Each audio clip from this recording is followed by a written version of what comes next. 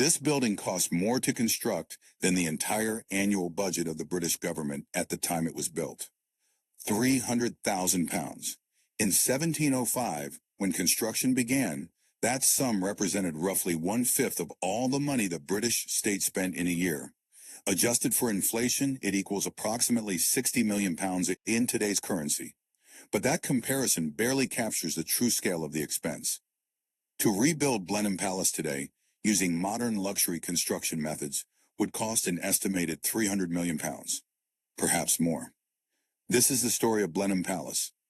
On a rise in Oxfordshire, surrounded by 2,800 acres of parkland designed to look like nature perfected, stands a palace that was never meant to be a home.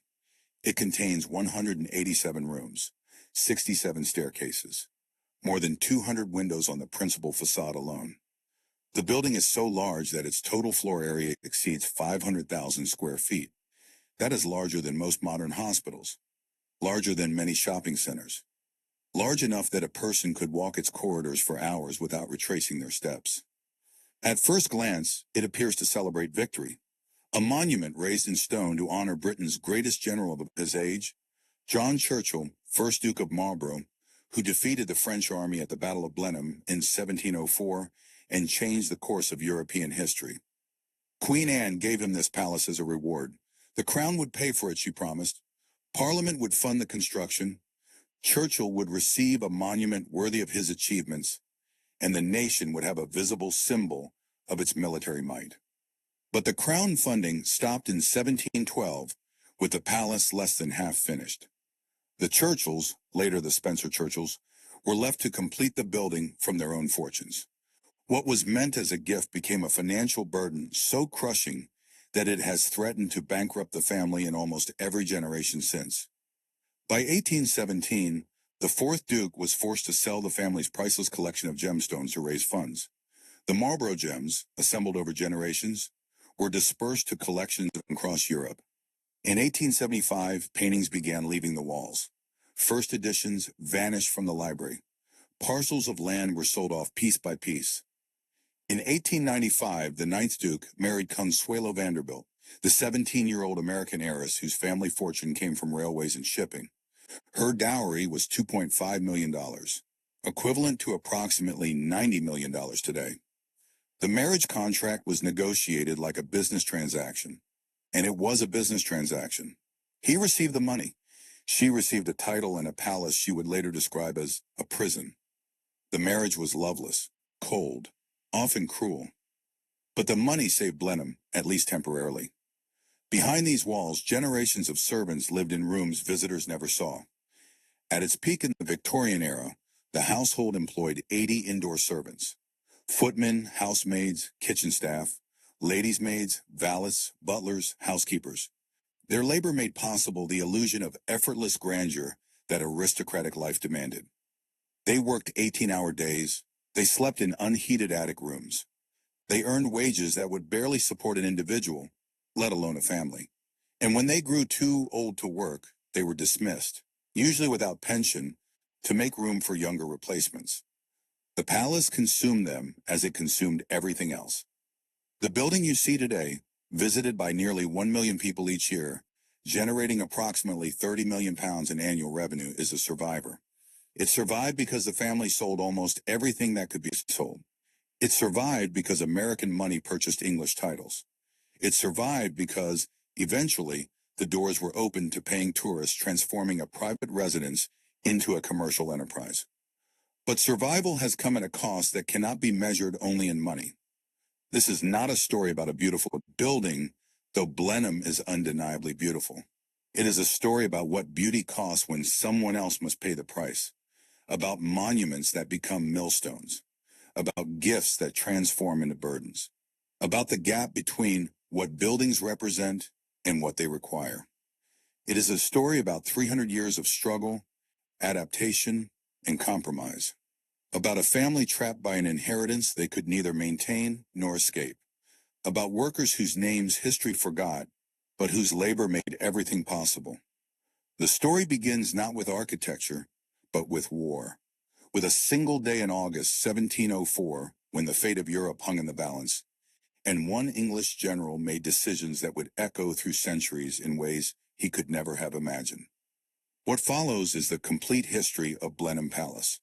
Not the polished version presented in guidebooks, but the full account, the triumphs and the failures, the wealth and the crushing debt, the public grandeur and the private desperation. Every figure cited in this account is documented. Every cost is recorded. Every room is counted. This is what it actually took to build, maintain, and preserve one of the largest private residences ever constructed in Britain. And it is a story that raises questions that remain unanswered to this day. What does it mean to build a monument to military victory? Who should pay for such monuments, and for how long? What obligations do inheritors have to properties they did not create and may not want? How do you preserve something that was never designed to be preserved, that was meant for a world that no longer exists? The palace offers no answers, only the weight of its own history, written in stone and debt, and 300 years of struggle. The War of the Spanish Succession began in 1701 and would drag on for 13 years, consuming the resources of every major European power and reshaping the political map of the continent.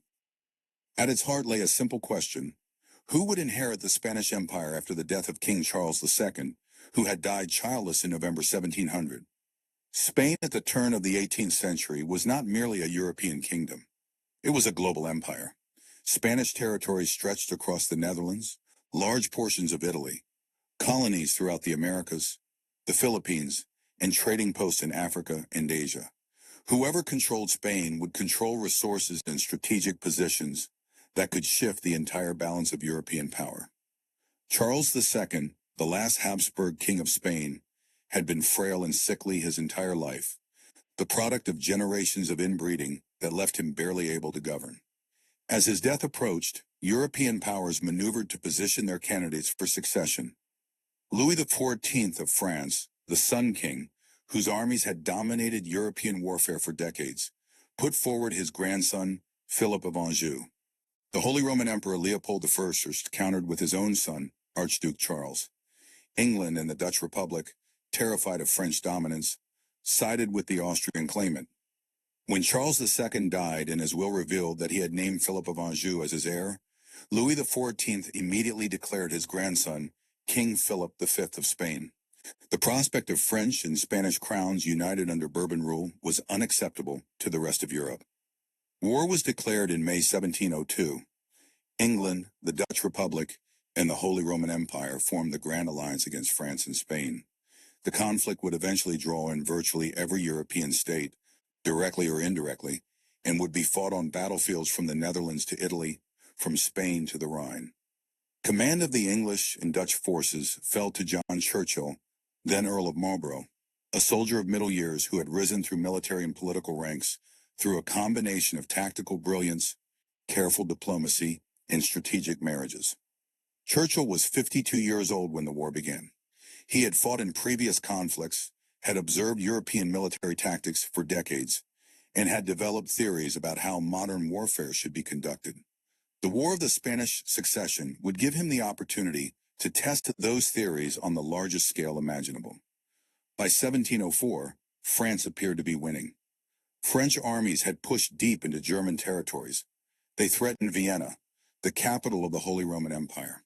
If Vienna fell, the alliance against France would likely collapse, leaving Louis XIV dominant across the continent. The situation was desperate enough that Churchill proposed a bold, some said reckless strategy. Rather than defend the Netherlands, where English interests were most directly threatened, he would march his army south, hundreds of miles across Europe, to relieve Vienna and confront the French on the Danube. The plan required moving approximately 40,000 troops through Allied and neutral territories, maintaining supply lines across vast distances, and coordinating with Austrian forces whose commanders Churchill had never met. The logistical challenges were immense. The political complications were equally daunting. Churchill convinced his allies, barely, and the march began in May 1704. The army covered more than 250 miles in 5 weeks, an extraordinary feat of organization and endurance. They marched through the Rhine Valley, crossed into Bavaria, and linked up with Austrian forces under Prince Eugene of Savoy, a commander Churchill would come to respect enormously. The combined Allied army, now numbering approximately 52,000 men, confronted a Franco-Bavarian force of roughly 56,000 troops near the village of Blenheim on the north bank of the Danube. The English called it Blenheim. The name would become immortal. The battle began on the morning of the 13th of August, 1704, and lasted until evening. Churchill's tactical decisions that day have been studied by military historians ever since. He positioned his forces to threaten multiple points of the French line simultaneously, forcing the enemy to spread their defenses thin. He coordinated attacks with Prince Eugene, ensuring that pressure remained constant across the entire battlefield. The French commander, Marshal Tallard, made critical errors.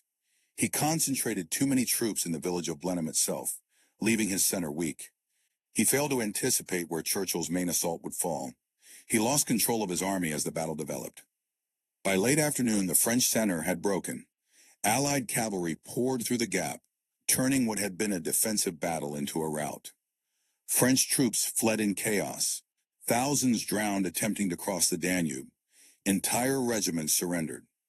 By nightfall, the French army had ceased to exist as an effective fighting force. Marshal Tallard himself was captured, along with 14,000 of his troops. French casualties numbered approximately 30,000 killed, wounded, or missing. The Allied forces lost approximately 12,000 men. More significantly, the myth of French military invincibility was shattered. The balance of power in Europe shifted in a single day. Vienna was saved. The war would continue for another decade, but the outcome was no longer in doubt. News of the victory reached London on the 21st of August, 1704, carried by Colonel Park, one of Churchill's aides, who rode without stopping from the battlefield to the Channel coast, then crossed to England and rode on to Windsor Castle. He arrived exhausted, filthy from the road, and carrying a note Churchill had scrawled on the back of a tavern bill during the battle. The note, still preserved in the British Library, reads simply, "I have not time to say more, but to beg you will give my duty to the Queen, and let her know her army has had a glorious victory." Queen Anne received the news with joy that bordered on ecstasy. Her reign, barely 2 years old, had been marked by military setbacks and political uncertainty. Suddenly, she presided over the greatest English military victory in living memory. Church bells rang throughout London. Bonfires blazed in the streets. Celebrations lasted for days. Medals were struck. Poems were written. Sermons praised God's favor to Protestant England over Catholic France. And in her council chambers, Anne began considering how to reward the man who had delivered this triumph. Churchill was already wealthy by the standards of his time. His marriage to Sarah Jennings, one of Anne's closest friends, had brought money and political connections. His military service had earned substantial payments. His careful investments had multiplied his fortune.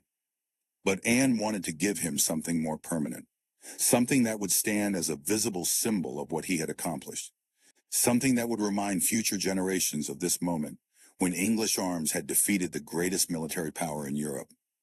The idea of building him a palace emerged from discussions among Anne's ministers and Churchill's political allies. Land grants were traditional rewards for military service, but they felt insufficient for a victory of this magnitude. Someone, the historical record is unclear who, suggested that the crown should not merely give Churchill land, but should build him a palace on that land. A residence worthy of a duke, for Churchill would be elevated to the Dukedom of Marlborough, and worthy of the victory that had earned it. Anne embraced the idea enthusiastically. The site chosen was the Royal Manor of Woodstock in Oxfordshire, approximately 8 miles north of Oxford. The land had been in royal hands since before the Norman conquest. Henry I had built a house there. Henry II had kept his mistress, Rosamond Clifford, in a lodge on the grounds, according to legend hiding her in a maze to prevent his wife from finding her. Successive monarchs had used Woodstock for hunting and occasional residence, but by the early 18th century, the old medieval buildings were in ruins. The land was valuable, positioned in the heart of rural England, but the structures on it were worthless. Anne granted Churchill the manor of Woodstock, approximately 15,000 acres, in perpetuity. The grant was made on the 14th of January, 1705, with the provision that the Crown would fund construction of a suitable residence. Parliament was informed of this decision but never formally voted on it. This omission would prove catastrophic. The commission to design the palace went to John Vanbrugh, an extraordinary and controversial choice. Vanbrugh was 41 years old in 1705, and his career path had been anything but conventional.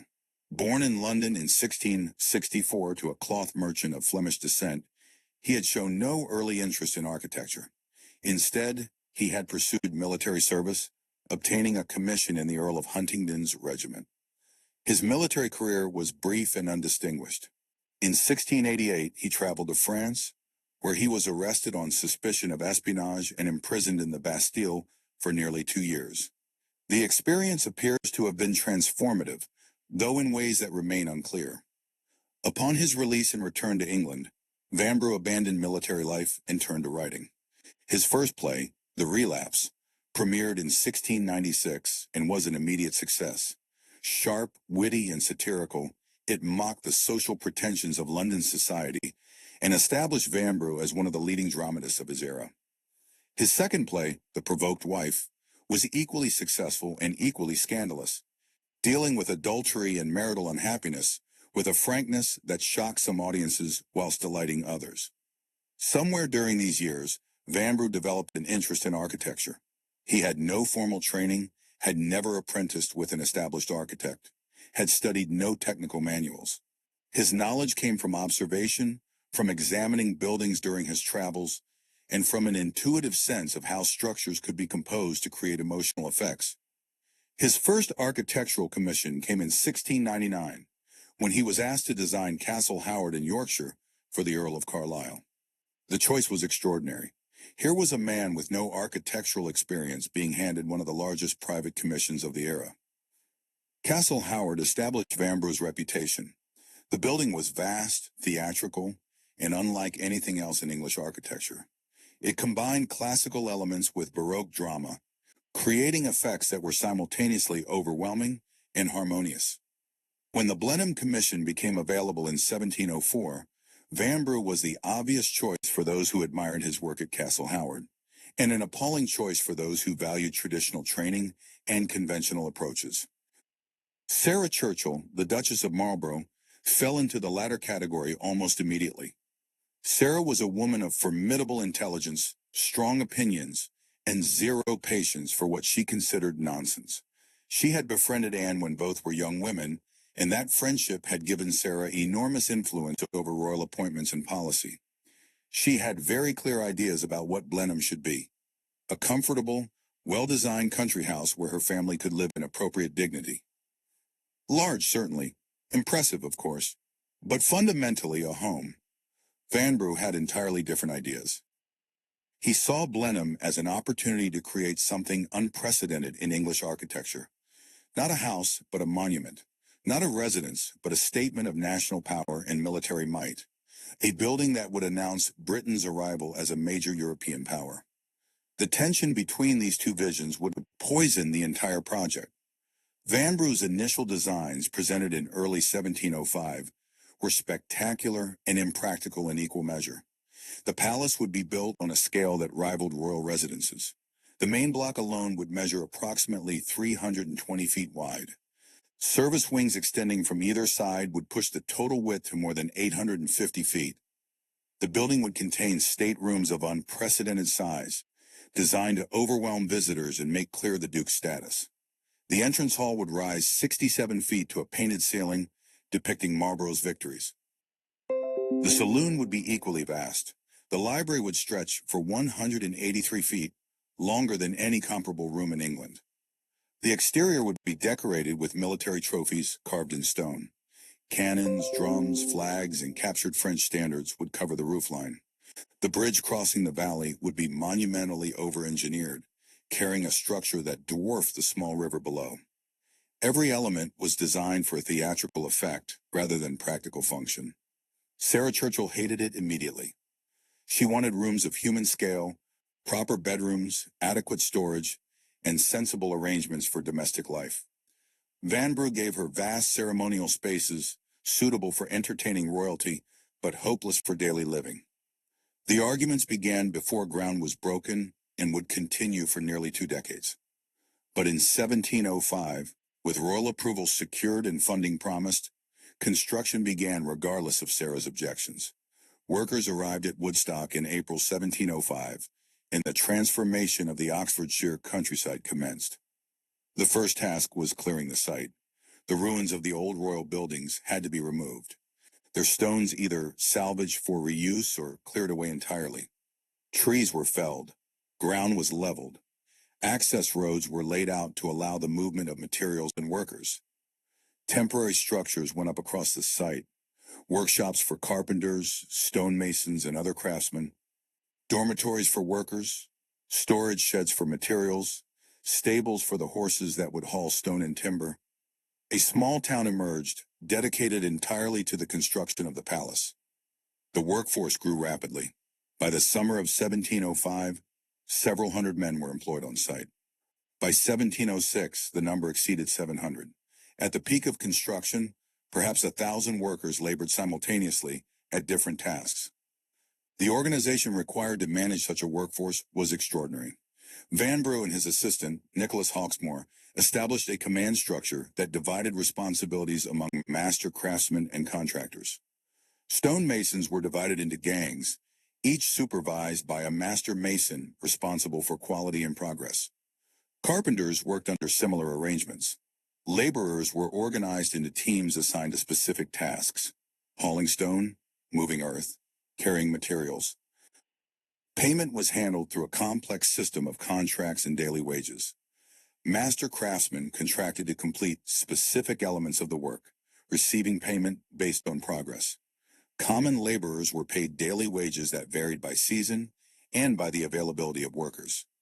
The quarries supplying stone were opened specifically for Blenheim. The pale golden limestone that would give the palace its distinctive color came from several locations within reasonable distance of Woodstock.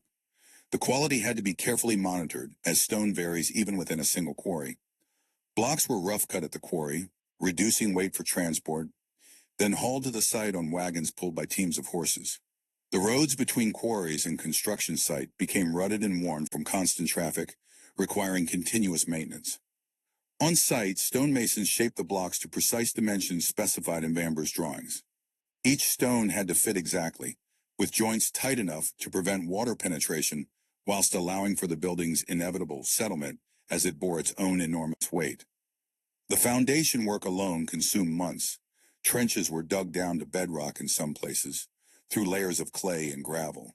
The foundations had to support not just the building's weight, but also resist the movement of clay soil as it expanded and contracted with moisture changes.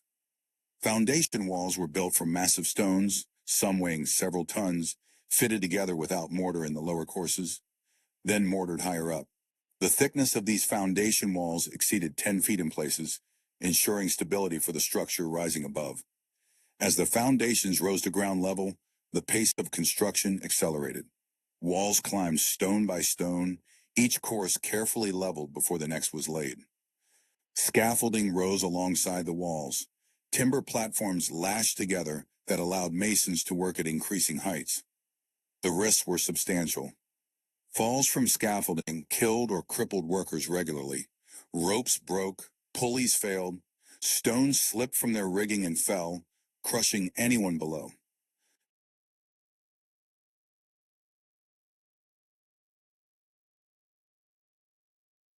The casualty records, such as they are, mention injuries in passing, but rarely provide details. These were acceptable losses in the mindset of the early 18th century. What mattered was progress, not the cost in broken bodies.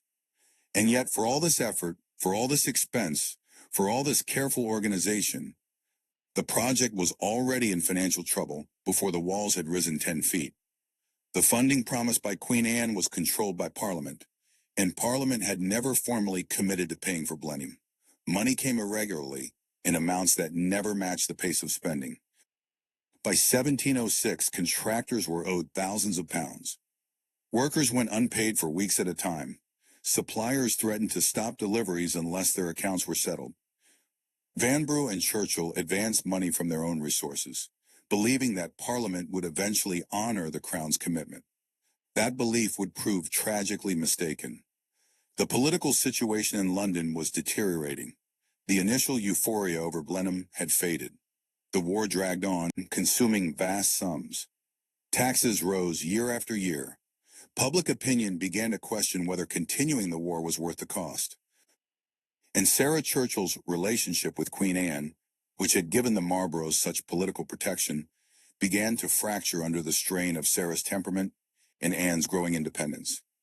By 1710, the Marlboroughs' political position had weakened substantially. The Tories, who had always resented Churchill's power and Sarah's influence, gained strength. Whispers began that the Duke was profiting excessively from the war, that his victories were not worth their cost, that his palace was an insult to taxpayers struggling under wartime levies. In 1711, the Tories gained control of Parliament. One of their first acts was to investigate Marlborough's financial dealings. Though nothing illegal was found, the political damage was severe. And then, in 1712, Parliament stopped all funding for Blenheim Palace. The decision was presented as a fiscal necessity. The war was ending, peace negotiations were underway, and continuing to pay for a personal residence for a general whose services were no longer required seemed unjustifiable. The reality was more vindictive. The Tories wanted to punish Marlborough, and through him, the Whigs who had supported the war. Stopping construction of his palace was a public humiliation, a visible symbol that his time was over. For Churchill and Sarah, the decision was catastrophic. The palace was perhaps half-finished. Walls stood, but roofs were incomplete. Windows were empty openings.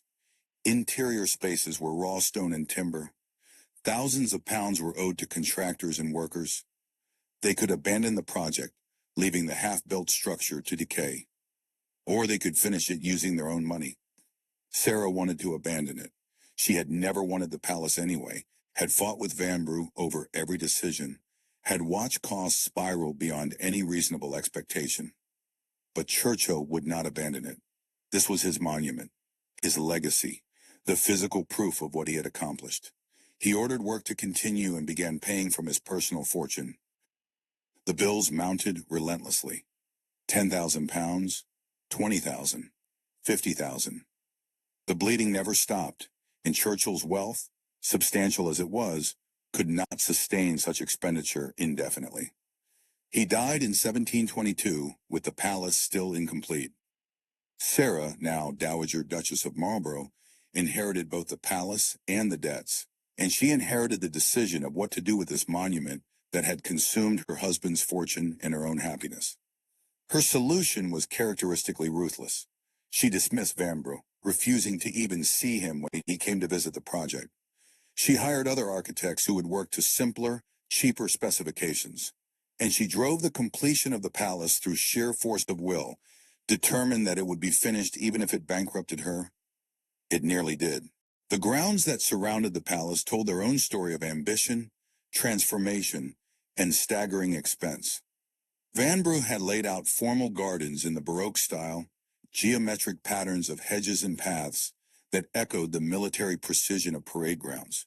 The land fell away from the house towards a small river called the Blenheim, which had been dammed to create a series of ornamental canals and pools. The effect was impressive, but somewhat stiff. Nature forced into shapes that announced human dominance.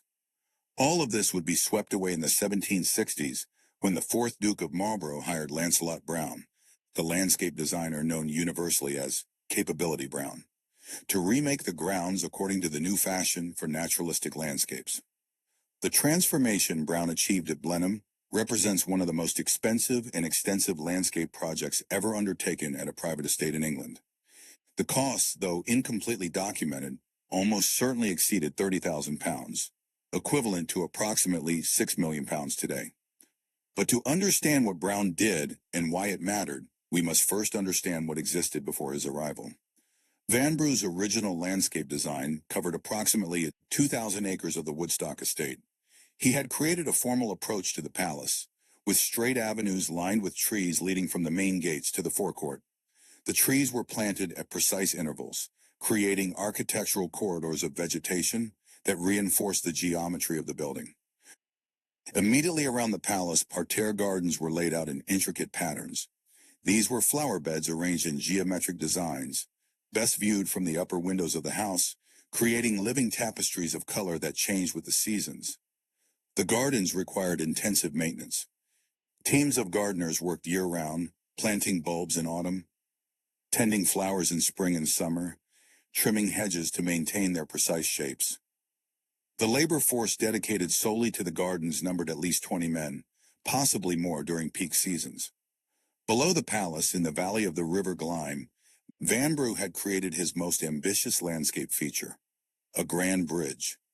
The bridge was a structure of almost absurd proportions.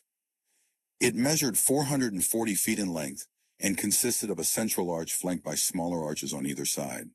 The total span included 33 arches in all, creating a structure that looked as though it belonged crossing a major river rather than a modest stream. The height of the bridge exceeded the depth of the valley it crossed. Standing on the bridge, one looked down at the small River Gleim flowing far below, a trickle of water that seemed inadequate to justify such engineering. Vanbrugh had designed the bridge to be a monument in itself, not merely a functional crossing. The stonework matched the palace, the same pale limestone that glowed in afternoon light. The parapets were decorated with carved finials in classical details. The structure cost approximately £10,000 to build, roughly equivalent to £2 million in modern currency. Below and around the bridge, Vanbrugh had created a series of formal water features. The River Gleim was dammed at several points, creating pools and canals arranged in geometric patterns. Fountains were installed, though whether they ever functioned reliably is unclear from surviving records. These water features required constant maintenance.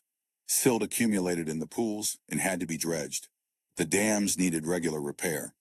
The fountains, supplied by gravity feed from higher ground, functioned only when water levels were adequate, which was far from guaranteed in dry seasons. By the 1750s, Vanbrugh's formal landscape had begun to look dated. European taste in garden design had shifted towards more naturalistic arrangements, influenced by landscape painters who depicted idealized versions of the Italian and English countryside. The new fashion was for parks that appeared natural, as though they had existed unchanged since time immemorial. Rolling lawns instead of geometric parterres, serpentine lakes instead of straight canals, trees planted in carefully calculated irregular groups instead of rigid avenues. The supreme practitioner of this new style was Lancelot Brown. Brown was born in 1716 in Northumberland, the son of a land agent. He began his career as a gardener's apprentice, then worked his way up through various estates, learning the practical skills of horticulture, whilst developing an eye for landscape composition. His breakthrough came at Stowe in Buckinghamshire, where he worked under the landscape designer William Kent. There, Brown learned to think of entire estates as unified compositions, with every view carefully calculated to create specific emotional effects. By the 1760s, Brown was the most sought-after landscape designer in England. His method was distinctive. He would examine a property, walking its grounds for hours or days, studying the topography, the existing features, the views. Then he would declare that it had capability for improvement. Hence his nickname, Capability Brown. His fee for designing a landscape scheme was substantial, typically measured in hundreds of pounds. But this was merely the beginning of the expense. Implementing his designs required years of labor and investment that could easily exceed the cost of building a large house. When the fourth Duke of Marlborough approached Brown in 1764, the estate finances were, as usual, strained. The third Duke had died heavily in debt. The fourth Duke had inherited not only the palace and title, but also obligations that exceeded the estate's income. Nevertheless, he commissioned Brown to redesign the landscape, a decision that tells us something about aristocratic priorities in the 18th century. The palace might be crumbling in places. Paintings might be sold to raise funds. But the grounds, visible to everyone who approached, had to reflect the latest fashion. Brown's design for Blenheim was characteristically bold. He proposed to flood the entire valley of the River Gleim, creating a lake that would stretch for nearly a mile. The formal canals and pools would disappear beneath waters that would appear to have existed naturally. Vanbrugh's massive bridge, which had looked somewhat ridiculous, spanning a tiny stream, would suddenly make sense. It would cross a substantial body of water, its proportions finely justified by the scale of what lay beneath. Brown also proposed to sweep away most of Vanborough's formal planting. The geometric avenues would be removed.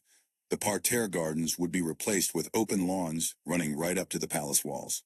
Trees would be planted in irregular groups, positioned to frame specific views and create the illusion of ancient parkland. The fourth Duke approved the scheme, and work began in 1764. The transformation took more than a decade to complete and required an army of workers whose efforts reshaped the Oxfordshire landscape. The lake was the most ambitious element.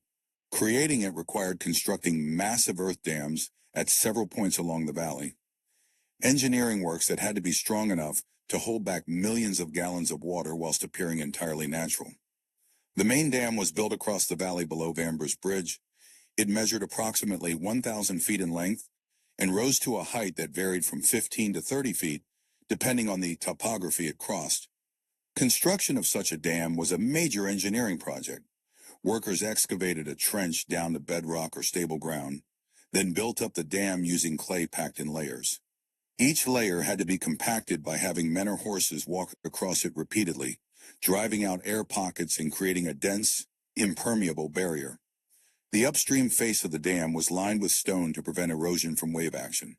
The downstream face was planted with grass to stabilize the soil. Spillways were built into the structure to handle excess water during floods, preventing the dam from being overtopped and potentially failing. The labor required was immense. Gangs of workers, numbering in the hundreds at peak periods, moved earth in wheelbarrows and horse-drawn carts. They dug, hauled, compacted, and shaped the landscape with nothing but hand tools and animal power. The work continued through all seasons. In winter, frozen ground had to be broken with picks before it could be dug. In summer, dust choked the workers as dry soil was moved. In wet weather, clay became a sticky morass that clung to boots and tools. Injuries were common: hernias from lifting, crushed feet when carts tipped over, the occasional drowning when temporary cofferdams failed during construction. The records mention these incidents in passing, noting compensation paid to widows or for medical treatment, but provide little detail about the individuals affected. What mattered was progress, and the progress was extraordinary. As the dam neared completion, the valley began to flood. Water backed up behind the earth barrier, slowly covering the formal canals and pools that Vanbrugh had created. The process took months, as the reservoir filled from the modest flow of the River Gleim and from rainfall draining into the valley. The final lake covered approximately 150 acres. At its deepest point, beneath Vanborough's Bridge, the water reached approximately 40 feet in depth. The submerged foundations of the bridge, built to carry the structure across a small stream, now stood invisible beneath dark water. The visual effect was transformative. The bridge suddenly made sense, its massive arches reflected in water that stretched to the horizon. The proportions that had seemed absurd now appeared perfectly judged for the scale of the landscape. Brown's genius lay not just in creating the lake, but in shaping the landscape around it to make the whole composition appear inevitable, as though this was how the land had always been. The banks of the lake were carefully graded to create gentle slopes that appeared natural. No straight lines were permitted. Every curve was calculated to draw the eye towards specific focal points: the bridge, the palace, or carefully positioned tree groups. The trees themselves were planted according to a sophisticated plan that would take decades to mature into its final form. Brown planted thousands of trees at Blenheim: oak, beech, cedar, and various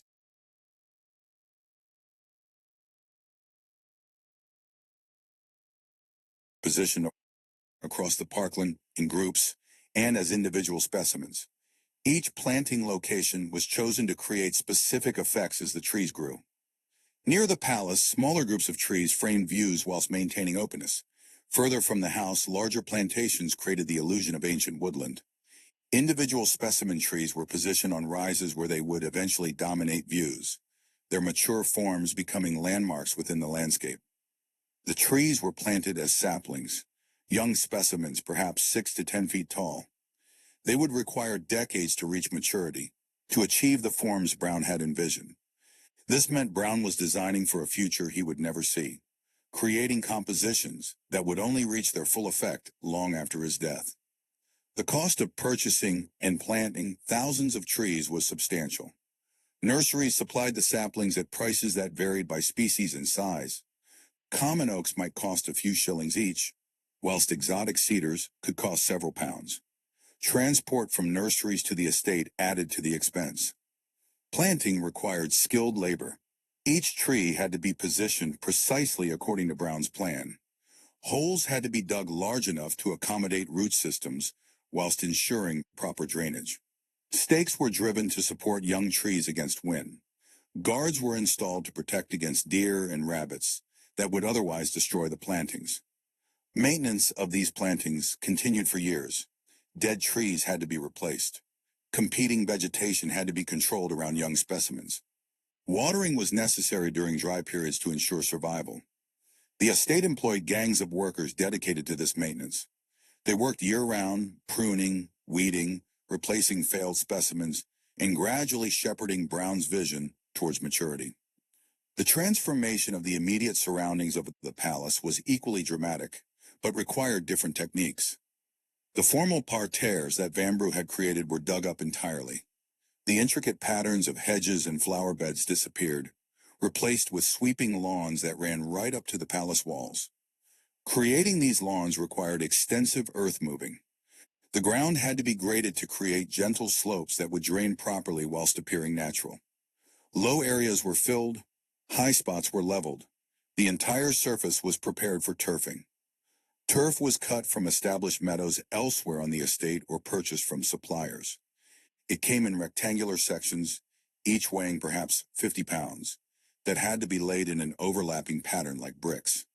The joints were tamped down and the entire surface was rolled with heavy stone rollers pulled by teams of horses. The resulting lawns required constant maintenance. They had to be scythed regularly during the growing season, a labor-intensive process that required teams of men working in lines, cutting the grass to a uniform height. This work continued until the late 19th century when mechanical mowers finally replaced hand tools. Brown's design also addressed the approaches to the palace. Vanbrugh's straight avenues were removed, replaced with curving drives that revealed the building gradually through carefully framed views. The main approach from Woodstock was redesigned to bring visitors through Parkland, where tree groups created a sequence of landscapes, each subtly different, building anticipation before the palace itself came into view. This required relocating the entrance gates, rerouting roads, and planting trees in positions as calculated to create specific effects from moving carriages. Brown understood that landscapes were experienced in motion, not from static viewpoints, and his designs accounted for how scenes would unfold as visitors approached. The kitchen gardens, essential for feeding the household, were relocated to a walled enclosure where they would be invisible from the main views.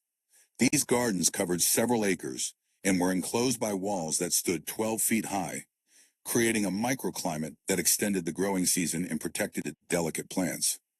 The walls themselves were expensive to build, requiring hundreds of thousands of bricks and skilled bricklayers to construct, but they were essential for producing the fruit, vegetables, and flowers that the household required year-round. Inside these walls, glass houses were constructed for growing exotic plants and extending growing seasons. The largest glass house measured over 100 feet in length and contained sophisticated heating systems that burned coal to maintain tropical temperatures even in winter. These glass houses allowed the estate to grow pineapples, grapes, peaches, and other fruits that could not survive outdoors in the English climate. The expense of maintaining these structures was considerable. Fuel costs alone exceeded £100 annually, but the ability to serve exotic fruits at table was considered essential for demonstrating status. Brown's work at Blenheim continued for more than a decade, gradually transforming the landscape from formal geometry to naturalistic parkland. The cost mounted steadily, paid in increments over years as different elements of the work were completed. By the time Brown's work was finished in the mid-1770s, the fourth Duke had spent approximately £30,000 on the landscape transformation. This was in addition to ongoing maintenance costs for the palace itself, which consumed several £1,000s annually. The financial strain was severe. The Duke sold land to raise funds, He borrowed against future rents. He delayed essential repairs to the palace structure. But the landscape work continued because appearance mattered more than comfort, and an outdated landscape would have marked the family as behind the times. The result of Brown's work was a landscape that appeared to have existed unchanged since time began, though every element was carefully designed and constructed. The lake looked natural but was entirely artificial. The tree groups appeared random but were precisely positioned. The rolling lawns seemed to flow naturally but had been graded and shaped.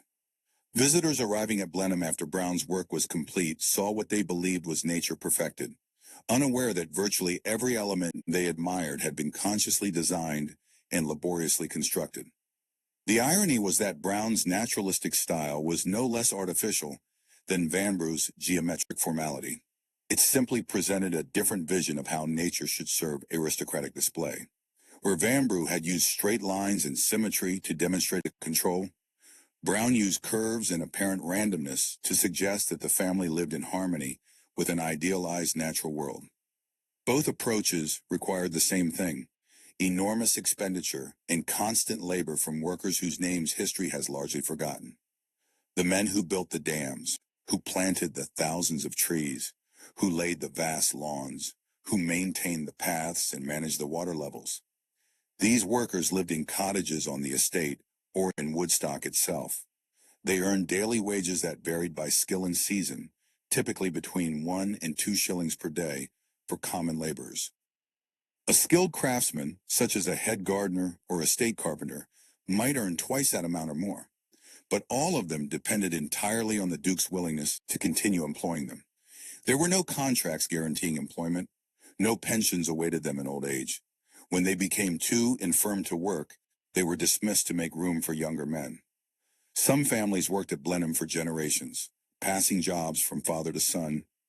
Estate records occasionally note these continuities, mentioning that a new worker is taking over his father's position. But the records are sparse, focused on wages paid, rather than on the individuals receiving them. What we know is that maintaining Brown's landscape required a permanent workforce.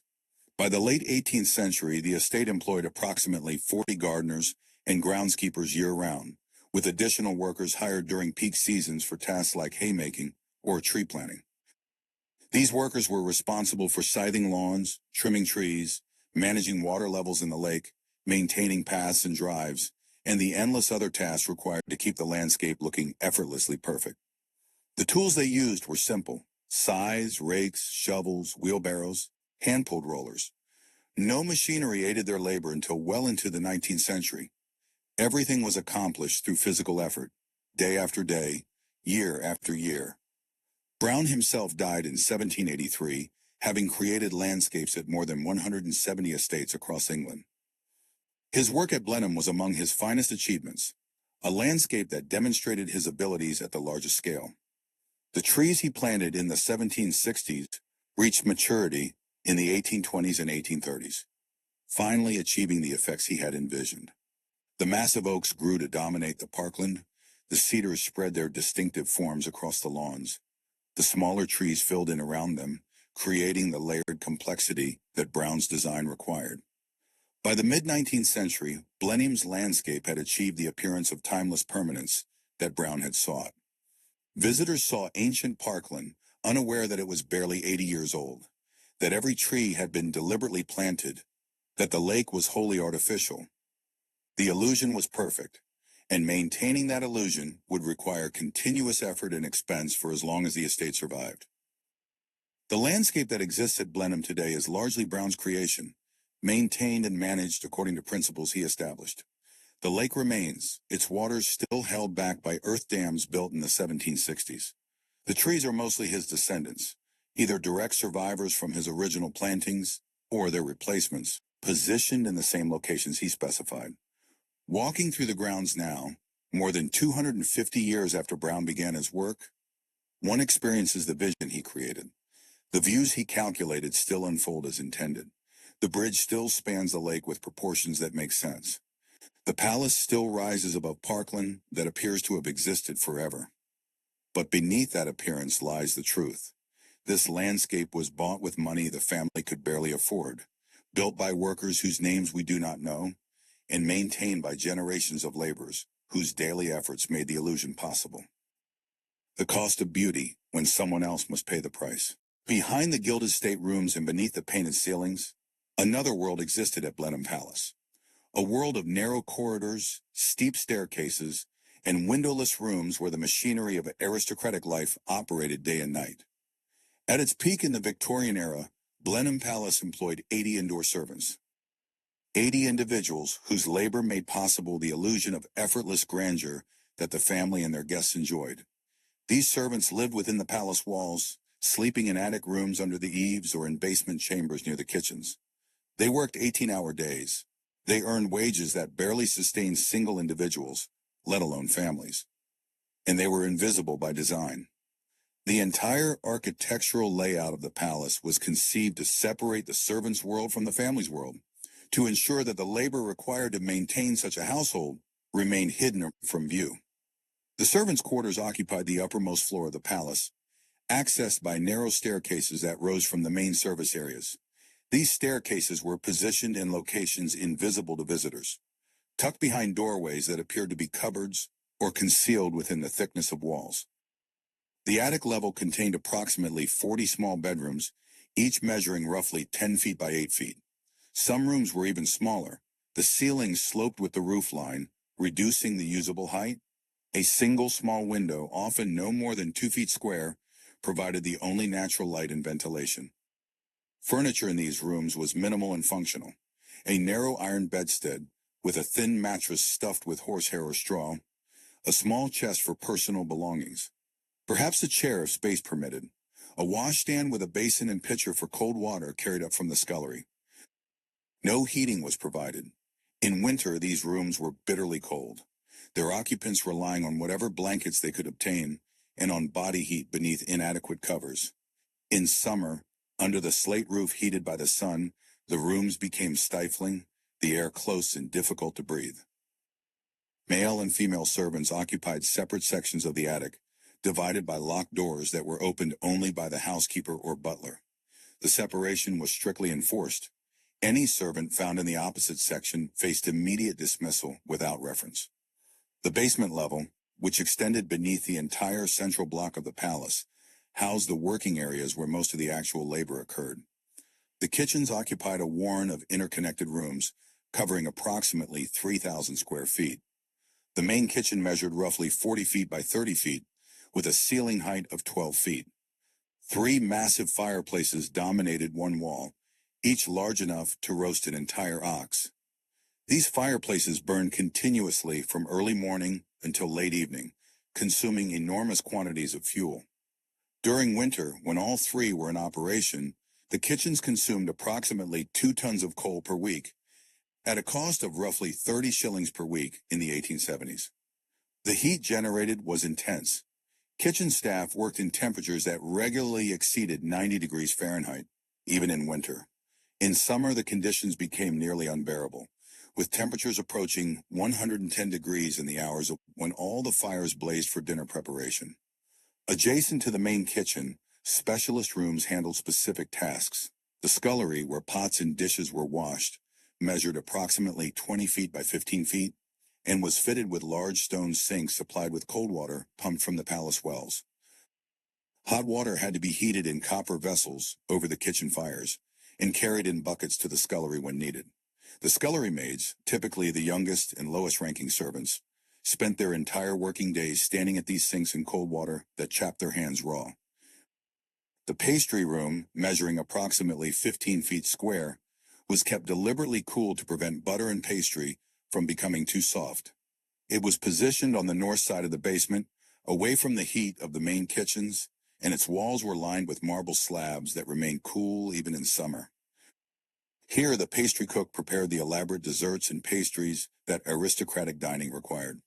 In the 1880s, a formal dinner at Blenheim might conclude with a dozen different desserts, each requiring hours of skilled labor to create. The larders occupied a series of rooms totaling approximately 500 square feet. These were divided into wet larders for meat and fish, dry larders for bread and grain, and dedicated spaces for dairy products. Before refrigeration, keeping food fresh required careful management. The larders were positioned on the north side of the basement, where temperatures remained coolest. Meat was hung in cold rooms with louved windows that allowed air circulation whilst keeping out flies. Ice, cut from the lake in winter and stored in an ice house, was brought in during summer to keep temperatures down. The still room, where preserves were made and tea and coffee prepared, measured approximately 12 feet by 10 feet. It was fitted with a small stove and work surfaces, and it smelled perpetually of sugar, fruit, and spices. The housekeeper's room, also on the basement level, served as her office and private sitting room. It measured approximately 15 feet by 12 feet and was furnished with a desk, comfortable chairs, and storage for the extensive household accounts she maintained. Here, she interviewed prospective servants, dealt with suppliers, and managed the complex logistics of running a household that might include the family, their guests, visiting servants, and the permanent staff. At any given time, she might be responsible for feeding and housing 50 to 80 people. The butler's pantry, his equivalent domain, was positioned near the dining rooms. It measured approximately 20 feet by 12 feet and contained locked cupboards where the family's silver was stored when not in use. The silver collection at Blenheim in the late 19th century was valued at approximately £8,000, equivalent to roughly £1.2 million today. It included hundreds of pieces, serving dishes, candelabras, cutlery sets, wine coasters, and decorative objects accumulated across generations. The butler was personally responsible for this collection. He supervised its cleaning, which required regular application of silver polish to prevent tarnishing. He maintained detailed inventories, noting every piece in its location. He served at table during formal meals, directing the footmen who assisted him. The wine cellars extended beneath the palace in a series of vaulted chambers, covering approximately 2,000 square feet. These were among the few basement areas built with architectural distinction. Their ceilings formed from carefully constructed brick vaults that supported the floors above whilst creating spaces of impressive solemnity. Temperature in the cellars remained constant year-round at approximately 55 degrees Fahrenheit, ideal for storing wine. The wine collection at Blenheim in the 1880s numbered approximately 8,000 bottles, representing an investment of several £1,000s. Each bottle was recorded in ledgers maintained by the butler, noting its origin, the year it was laid down, and when it was consumed. These records survive in fragmentary form, providing glimpses of consumption patterns that reveal how the aristocracy lived. A formal dinner for 20 guests might consume 40 bottles of wine, champagne before dinner, white wine with fish courses, red wine with meat, sweet wines with dessert, and port after the ladies withdrew. The cost of wine alone for such an evening could exceed £10, more than a housemaid earned in 6 months. The servants' hall, where the lower servants took their meals, measured approximately 30 feet by 20 feet. Long wooden tables with benches ran its length. The walls were plain plaster, painted a utilitarian cream color. No decoration adorned the space except perhaps a portrait of the Queen or a religious text. Meals in the servants' hall were governed by strict hierarchy. The butler and housekeeper ate separately in the housekeeper's room, taking their meals after the family, but before the lower servants. Upper servants, ladies' maids, valets, the cook, sat at the top of the table in the servants' hall. Lower servants sat below them in order of rank. No one spoke without permission from the most senior servant present. Meals were consumed quickly and in near silence. When the upper servants finished eating, they retired to the housekeeper's room for tea or coffee, leaving the lower servants to finish their meal and clear the table. The food served in the servants' hall was adequate but plain. Meat appeared daily, though often cheaper cuts or leftovers from the family's meals. Vegetables came from the kitchen gardens. Bread was baked in the palace bakehouse. Tea was provided, along with beer for the men. The contrast with the food served upstairs was stark. While the family dined on delicacies prepared by skilled cooks, the servants ate filling but monotonous fare designed to provide energy for physical labor rather than gastronomic pleasure. The laundry occupied a separate building positioned away from the main palace to isolate the heat and steam it generated. This building measured approximately 60 feet by 40 feet and was equipped with coppers, large metal vessels set over fireboxes for heating water, along with scrubbing tables and drying racks. The palace laundry employed 6 women full-time, with additional help hired during busy periods when house parties brought dozens of guests whose clothing and linens required washing. The volume of laundry was extraordinary. Table linens alone, cloths, napkins, and servants' cloths, numbered in the hundreds. Each formal dinner required fresh linens. Bed linens for family and guests had to be changed at least weekly, more often if required. Personal clothing for the family and guests generated additional washing. The laundry maids worked in perpetual steam and heat.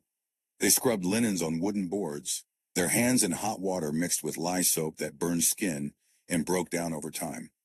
They wrung out heavy wet fabrics by hand before machinery made the task easier. They hung washing to dry in drying rooms heated by coal fires or outside in the kitchen garden when weather permitted. Fine fabrics received special treatment. Delicate laces were washed by hand and dried on special frames to maintain their shape. Silk and wool garments were cleaned using techniques that predated modern dry cleaning, involving careful brushing and spot cleaning rather than full immersion. Ironing was equally labor-intensive. Heavy flat irons were heated on stoves, tested for temperature, then used to press linen smooth. The irons weighed 6 to 9 pounds each. The laundry maids worked with multiple irons, rotating them as they cooled, maintaining constant pressure and motion for hours at a time. The stillroom maid, a specialist position, was responsible for preparing tea and coffee for the family and for making preserves, jams, and similar products. She worked in the stillroom adjacent to the main kitchens, a space equipped with its own small stove and work surfaces. Her day began early, often before 6 in the morning, when she prepared breakfast, tea, and coffee. Throughout the day, she responded to bells summoning her to prepare refreshments. In summer and autumn, she spent long hours preserving fruit from the kitchen gardens, standing over boiling copper vessels filled with sugar and fruit. The housemaids, numbering approximately 12 in the late Victorian period, were responsible for cleaning the staterooms and family bedrooms. Their work began before the family woke and continued throughout the day in a carefully choreographed routine designed to ensure rooms were always ready for use, while servants remained invisible. Each housemaid was assigned specific rooms. She cleaned these rooms daily, following procedures established by the housekeeper, and passed down through generations of service. Fireplaces had to be cleaned out, ashes removed, new fires laid and lit before the family rose. This required carrying coal scuttles weighing 40 to 50 pounds up multiple flights of stairs, along with kindling, newspaper for lighting, and tools for cleaning. The palace contained more than 60 fireplaces in the principal rooms alone. In winter, most of these burned daily. The task of maintaining them consumed hours of labor from multiple servants working in coordinated shifts. Floors required daily attention. Carpets were swept with stiff brushes and occasionally cleaned with tea leaves scattered over their surface to catch dust before being swept up. Wooden floors were polished with beeswax applied by hand, then buffed to a shine by rubbing with weighted brushes or by servants working on hands and knees with cloth. Furniture was dusted daily with soft cloths. Mirrors and windows were cleaned with vinegar and water, then polished with newspaper until they showed no streaks. Brass fixtures were polished with special paste that left the metal gleaming but filled the air with acrid fumes. The amount of cleaning required was staggering when one considers the scale of the palace. The staterooms alone covered approximately 50,000 square feet of floor space. Add the family bedrooms, corridors, staircases, and other areas, and the total cleaned area exceeded 100,000 square feet. 12 housemaids, working 10 to 12 hours per day, were required to maintain this space to the standards expected. Each maid was responsible for approximately 8,000 square feet, an area equivalent to a moderately sized modern house. The physical demands were relentless. Servants climbed dozens of flights of stairs daily, carrying water, coal, laundry, and cleaning supplies. They bent, knelt, reached, and stretched for hours at a time. They worked in cold rooms in winter and hot rooms in summer. Rarely comfortable, always occupied. Injuries were common, but rarely recorded in detail. Backs gave out from lifting. Knees deteriorated from kneeling on hard floors. Hands developed permanent calluses and deformities from repetitive tasks. Respiratory problems developed from breathing dust, smoke, and chemical fumes. Medical care for servants was minimal. Minor ailments were ignored or treated with home remedies. Serious illness or injury often resulted in dismissal, as servants unable to work could not be kept on. No insurance existed. No compensation was provided for injuries suffered during employment. The wages paid to servants varied by position and by gender, with women consistently earning less than men for comparable work. In the 1880s, a housemaid at Blenheim earned between 12 and 18 pounds per year, depending on her experience and position within the housemaid hierarchy. This worked out to roughly 4 shillings per week, an amount that would barely support an individual living independently. Laundry maids earned similar wages, perhaps slightly less. Kitchen maids earned between 10 and 15 pounds annually. The scullery maid, at the very bottom of the hierarchy, might earn as little as 8 pounds per year. Upper female servants earned more. The cook, a skilled position, earned between 40 and 60 pounds per year. The housekeeper earned between 60 and 80 pounds. Ladies' maids, who served the Duchess and female family members, earned between 25 and 40 pounds, depending on their employer's status. Male servants earned substantially more for equivalent work. Footmen earned between 25 and 40 pounds annually. The butler earned between 80 and 120 pounds. The valet serving the Duke earned 50 to 70 pounds. These wage disparities reflected social assumptions about men needing to support families whilst women worked for pin money, though in reality many female servants were supporting themselves or sending money to families in poverty. All servants received room and board in addition to wages, a benefit valued at perhaps 20 to 30 pounds annually. They also received one set of livery or uniform per year, though servants were expected to maintain and replace these garments at their own expense if additional sets were needed. Time off was severely limited. Most servants received 1/2 day per week, usually Sunday afternoon, when they might attend church or visit family if they lived locally.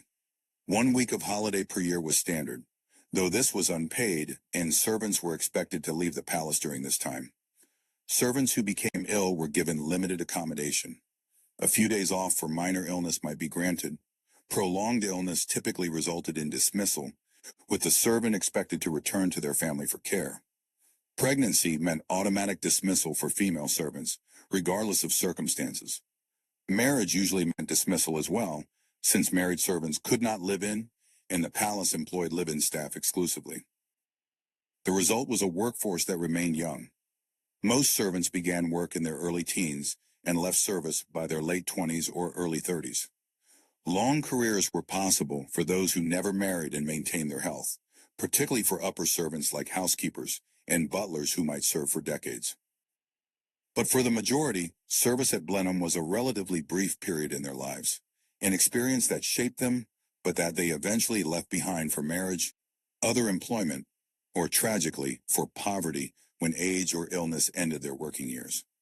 The bells that summoned servants were positioned throughout the palace, connected by wires to pull handles in every room.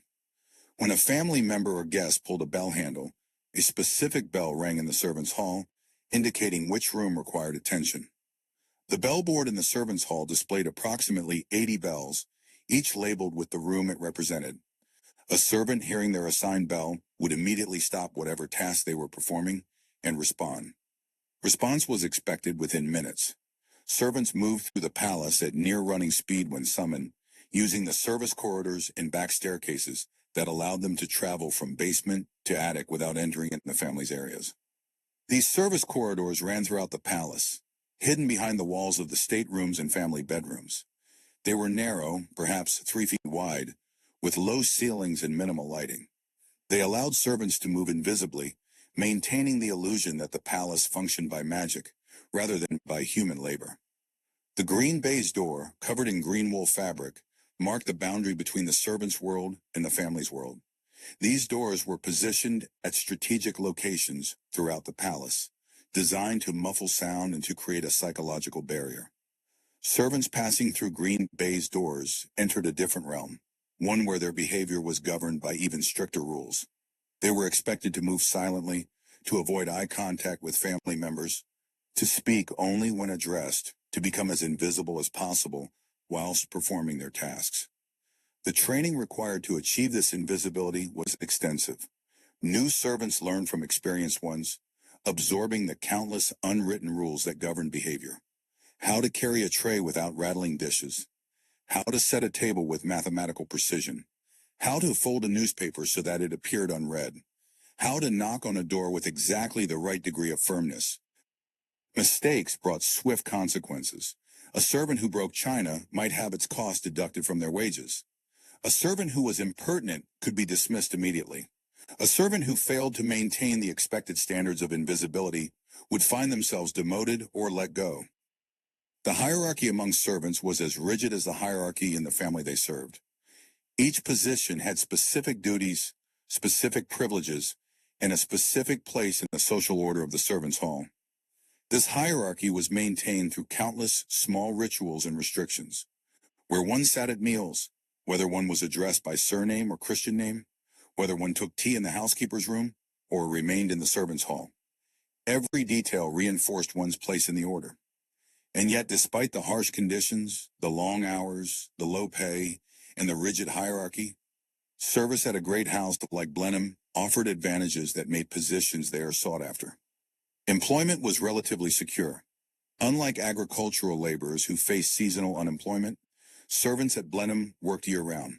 Room and board were provided, removing the burden of finding and paying for housing. Training received in service was valuable, allowing servants to move to better positions at other houses. Most significantly, service at a prestigious house like Blenheim carried social status within the working class. A housemaid at Blenheim outranked a factory worker or shop girl in the intricate social hierarchies of Victorian England. The association with aristocracy, however distant and exploitative, conferred a certain reflected status. Servants took pride in their house, in its reputation, in the importance of the family they served. They participated, however subordinately, in something grander than ordinary life. This psychological compensation perhaps made bearable what would otherwise have been simply exploitation.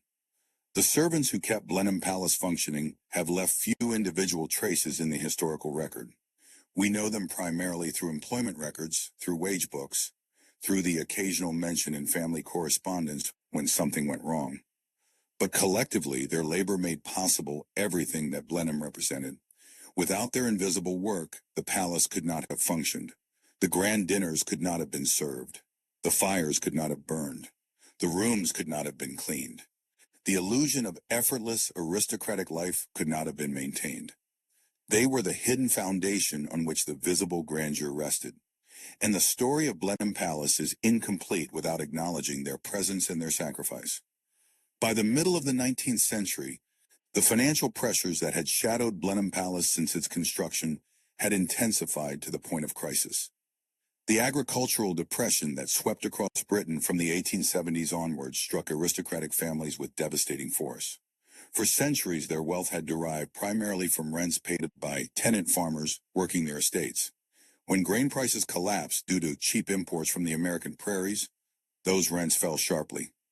At Blenheim, estate income declined from approximately £22,000 per year in 1870 to roughly £14,000 by 1885, a reduction of more than one-third in barely 15 years. The expenses of maintaining the palace did not decline correspondingly. The building still required constant repairs. The staff still demanded wages. The social expectations of aristocratic life still required substantial spending on entertaining, travel, and display. The 7th Duke of Marlborough, who held the title from 1883 to 1892, found himself trapped in an impossible situation. His income could not meet his obligations. The gap between what came in and what went out widened each year. His solution was to sell. The Marlborough Gems, a collection of ancient carved gemstones assembled over generations and valued at approximately £30,000, were sold to the British Museum in 1875 for £35,000, roughly equivalent to £5 million today. These gems had been collected primarily by the 4th Duke in the 18th century, who had spent enormous sums purchasing Greek and Roman cameos and intaglios from dealers across Europe. The collection was considered one of the finest in private hands, rivaling museum collections in quality and scope. Selling it was an acknowledgement of desperation. Once such treasures left the family, they could never be recovered. But the immediate need for cash overrode considerations of heritage or sentiment. The library suffered similar depredations. Rare books and manuscripts began appearing at auctions in London. First editions of Shakespeare, medieval illuminated manuscripts, volumes bound for kings. These items had been accumulated across 2 centuries of collecting. Now they were dispersed to dealers and private collectors, converted into cash to pay for roof repairs and servants' wages. By 1890, the 7th Duke had sold books valued at approximately £15,000. The library, which had once contained more than 24,000 volumes, was diminished but still substantial. What remained, however, represented perhaps 2/3 of its former glory. Paintings left the walls as well. The palace had accumulated an impressive collection of old masters and family portraits across generations. Works by Van Dyck, Rubens, and other celebrated artists hung in the staterooms, visible symbols of wealth and taste. Individual paintings were sold quietly through dealers to avoid the public humiliation of auction. A Raphael here, a Van Dyck there. Each sale brought in hundreds or thousands of pounds. Each sale also removed another piece of the accumulated inheritance, diminishing what would pass to the next generation. Land sales followed. The Marlborough estates at their peak had encompassed approximately 24,000 acres across Oxfordshire and adjacent counties. By 1890, nearly 6,000 acres had been sold, carved off in parcels to raise immediate funds. Each acre sold reduced future rental income, creating a downward spiral. Less land meant less rent meant more need to sell assets. More asset sales meant less to leave to heirs, who would face the same pressures with even fewer resources. The 8th Duke of Marlborough inherited this situation in 1892, when he was only 21 years old. He was tall, handsome, and charming. He was also effectively bankrupt. The estate he inherited was encumbered with debts exceeding £40,000, equivalent to approximately £6 million in modern currency. The annual income barely covered operating expenses, leaving nothing for debt repayment or capital improvements. The palace itself required urgent repairs that had been deferred for years. The roof leaked in multiple locations. Stone facing on the north elevation was crumbling. The heating system, such as it was, functioned inadequately. Estimates for necessary repairs exceeded £25,000. The new Duke, styled Charles Spencer Churchill, though known universally as Sonny, faced a choice between letting Blenheim decay or finding an extraordinary source of new capital. The solution came from across the Atlantic, from a country whose vast industrial fortunes were creating a new aristocracy of wealth that lacked only one thing: social standing that American society would not grant them. The Vanderbilt family exemplified this phenomenon. Cornelius Vanderbilt, the Commodore, had built a shipping and railroad empire that made him one of the richest men in America. When he died in 1877, he left an estate valued at approximately $100 million, a sum almost impossible to comprehend in contemporary terms. His fortune passed to his son, William Henry Vanderbilt, who proved equally adept at business and doubled the family wealth before his own death in 1885. William's estate was valued at approximately $200 million, making the Vanderbilts arguably the wealthiest family in the world. This extraordinary wealth, however, did not translate into social acceptance in New York and Newport society. Old money families whose fortunes predated the Civil War and whose ancestors had arrived in America before the Revolution looked down on the Vanderbilts as nouveau riche. The Commodore had been a ferryman and then a steamboat operator. His manners were rough, his language was profane. He had built his fortune through ruthless business practices that shocked genteel sensibilities. His descendants inherited the wealth, but also the social stigma. They built enormous mansions. They threw lavish parties. They purchased art and established themselves as patrons of culture. Still, certain doors remained closed to them. Alva Vanderbilt, who had married William Kissam Vanderbilt, one of the Commodore's grandsons, was particularly sensitive to this exclusion. She had ambitions for her children that extended beyond mere wealth.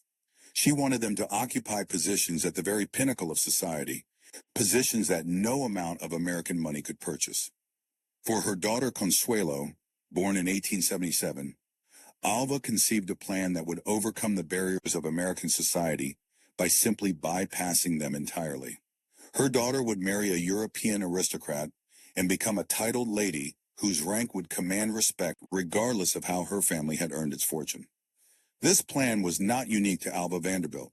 Across the late 19th century, dozens of wealthy American families married their daughters to impoverished European aristocrats in transactions that benefited both parties. The Americans gained titles and social position. The Europeans gained the money necessary to maintain their estates and lifestyles. These marriages were rarely about love. They were business arrangements negotiated between families like any other major financial transaction. Consuelo Vanderbilt was 17 years old when her mother began seriously pursuing European matrimonial prospects. She was extraordinarily beautiful, with delicate features, masses of dark hair, and a slender figure that exemplified contemporary ideals of feminine beauty. She was also well-educated, accomplished in languages and music, and possessed of considerable intelligence. Under different circumstances, she might have chosen her own path, but her mother's will was formidable, and Consuelo had been raised to obey. Alva identified the 8th Duke of Marlborough as an ideal prospect. He possessed one of the oldest dukedoms in England. He owned one of the most spectacular palaces in Europe. His lineage connected to Winston Churchill's ancestor, the first duke whose military victories had shaped European history. And he desperately needed money. Negotiations began in 1895 through intermediaries who facilitated such arrangements. The terms were discussed with remarkable frankness. The Duke required immediate capital and ongoing income to maintain Blenheim and discharge his debts. The Vanderbilts required a title that would elevate their daughter to the front rank of society.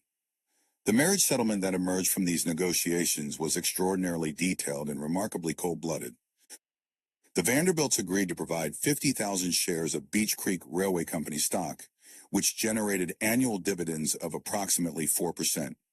At the stock's then current value, this represented capital of approximately $2.5 million.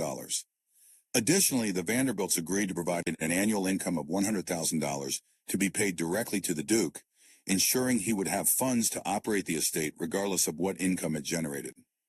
In modern equivalent values, accounting for both inflation and purchasing power changes, this settlement represented approximately $90 million in capital plus roughly $3 million per year in income. In exchange, Consuelo would become the Duchess of Marlborough. She would take precedence over virtually every other woman in England, except for members of the royal family and duchesses of older creation. She would be mistress of Blenheim Palace and would bear children who would inherit one of the great titles of the realm. What the settlement did not mention, because such things were not written in legal documents, was that Consuelo would spend the next decade in a loveless marriage to a man who valued her primarily for the money she brought. The wedding took place on 6th of November, 1895 at St. Thomas Church on Fifth Avenue in New York. It was one of the most elaborate social events America had ever seen, covered exhaustively by newspapers across the country and internationally. The church was decorated with approximately 60,000 roses and orchids, costing roughly $15,000. Consuelo's wedding dress was created by the House of Worth in Paris and cost approximately $6,700, equivalent to approximately $250,000 today. The dress featured a 15-foot train of white satin embroidered with seed pearls and silver thread. Approximately 2,000 guests attended the ceremony. Thousands more lined the streets outside, hoping to catch a glimpse of the bride. Police were required to manage the crowds. Consuelo herself later wrote that she wept throughout the ceremony, though observers assumed these were tears of joy rather than the despair she actually felt. Her mother had forbidden her from marrying Winthrop Rutherford, a young American she genuinely loved, and had effectively forced her into this marriage through a combination of emotional manipulation and threats. Years later, in her memoirs, Consuelo described being locked in her room and told she was killing her mother through her resistance. She described her mother feigning illness and claiming that Consuelo's refusal to marry the Duke would literally cause her death. Faced with such pressure, Consuelo capitulated. The honeymoon was brief and, by Consuelo's account, miserable. The Duke was cold and formal, more interested in the financial arrangements being finalized than in his new wife. They traveled to Europe and eventually arrived at Blenheim in the spring of 1896. Consuelo's first encounter with the palace she would call home was overwhelming and not entirely in a positive sense. The building was vast, cold, and filled with history that had nothing to do with her. The servants, numbering approximately 70 at that time, regarded her with cautious curiosity. The Dowager Duchess and other family members made clear that she was expected to know her place and to fulfill her duties. Those duties were specific and demanding. She was expected to produce an heir. She was expected to entertain appropriately. She was expected to participate in the social season in London whilst managing the household at Blenheim. She was expected to embody aristocratic dignity whilst never forgetting that her purpose was fundamentally financial. The Vanderbilt money began flowing immediately. Repairs to the palace commenced within months of the marriage. The roof was reslated, a project that cost approximately £8,000 and required 18 months to complete. The stonework on the north elevation was cleaned and repointed. Windows were repaired or replaced. The interior received attention as well. Rooms that had been closed to save on heating were reopened and redecorated. Modern plumbing was installed, bringing running water to more of the principal rooms. Electric lighting was introduced, replacing gas and candles in the staterooms, though the technology was still experimental and unreliable. The installation of electric lighting cost approximately £12,000 and required extensive modifications to the palace structure to accommodate wiring and generating equipment. A generating plant was built in a separate structure near the service wings, burning coal to produce electricity that was stored in banks of batteries before being distributed through the building. The system was temperamental. Bulbs failed frequently. The generators required constant maintenance. The batteries needed regular replacement. But when it worked, the effect was transformative. The staterooms, lit by dozens of electric bulbs, glowed with a brilliance that candlelight could never achieve. The gardens and grounds also benefited from Vanderbilt investment. The formal gardens below the palace terraces had deteriorated over decades of inadequate maintenance.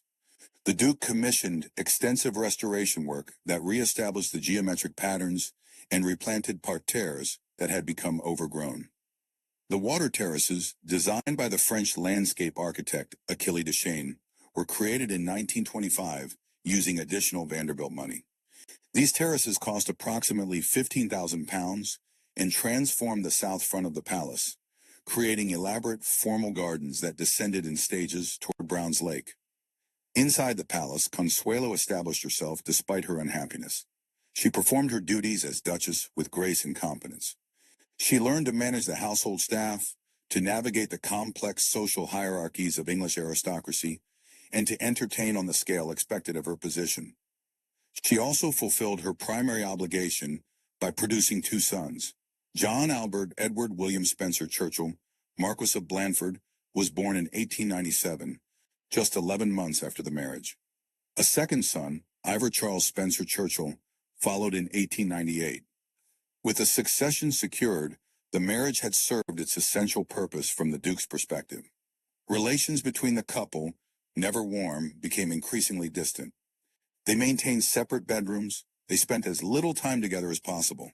When forced to appear in public, they performed the roles of devoted spouses whilst privately despising each other.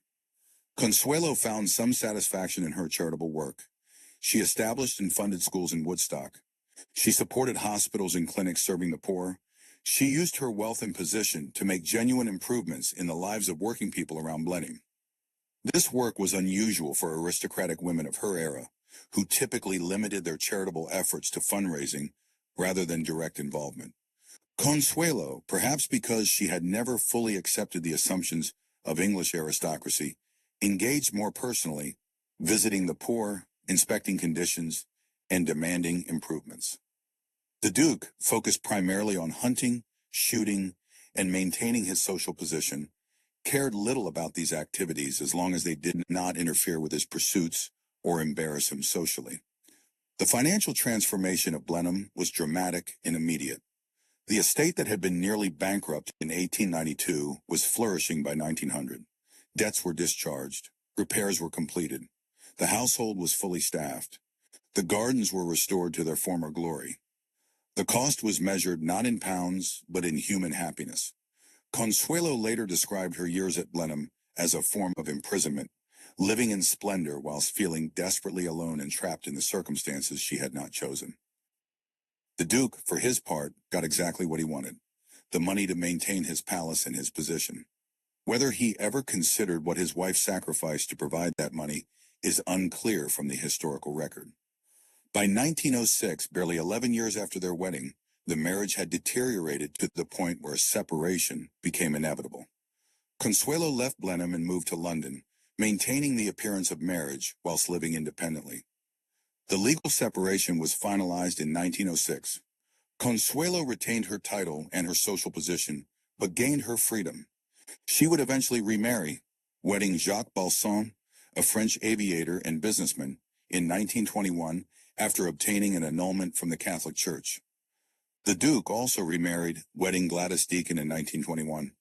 The second marriage proved equally unhappy and ended in estrangement, with Gladys eventually developing mental illness and living as a recluse in a portion of Blenheim Palace until she was finally removed in 1943. But the Vanderbilt money remained, even after Consuelo's departure. The trust established at the time of the marriage continued to generate income. The improvements made to the palace endured. The transformation that American capital had achieved was permanent.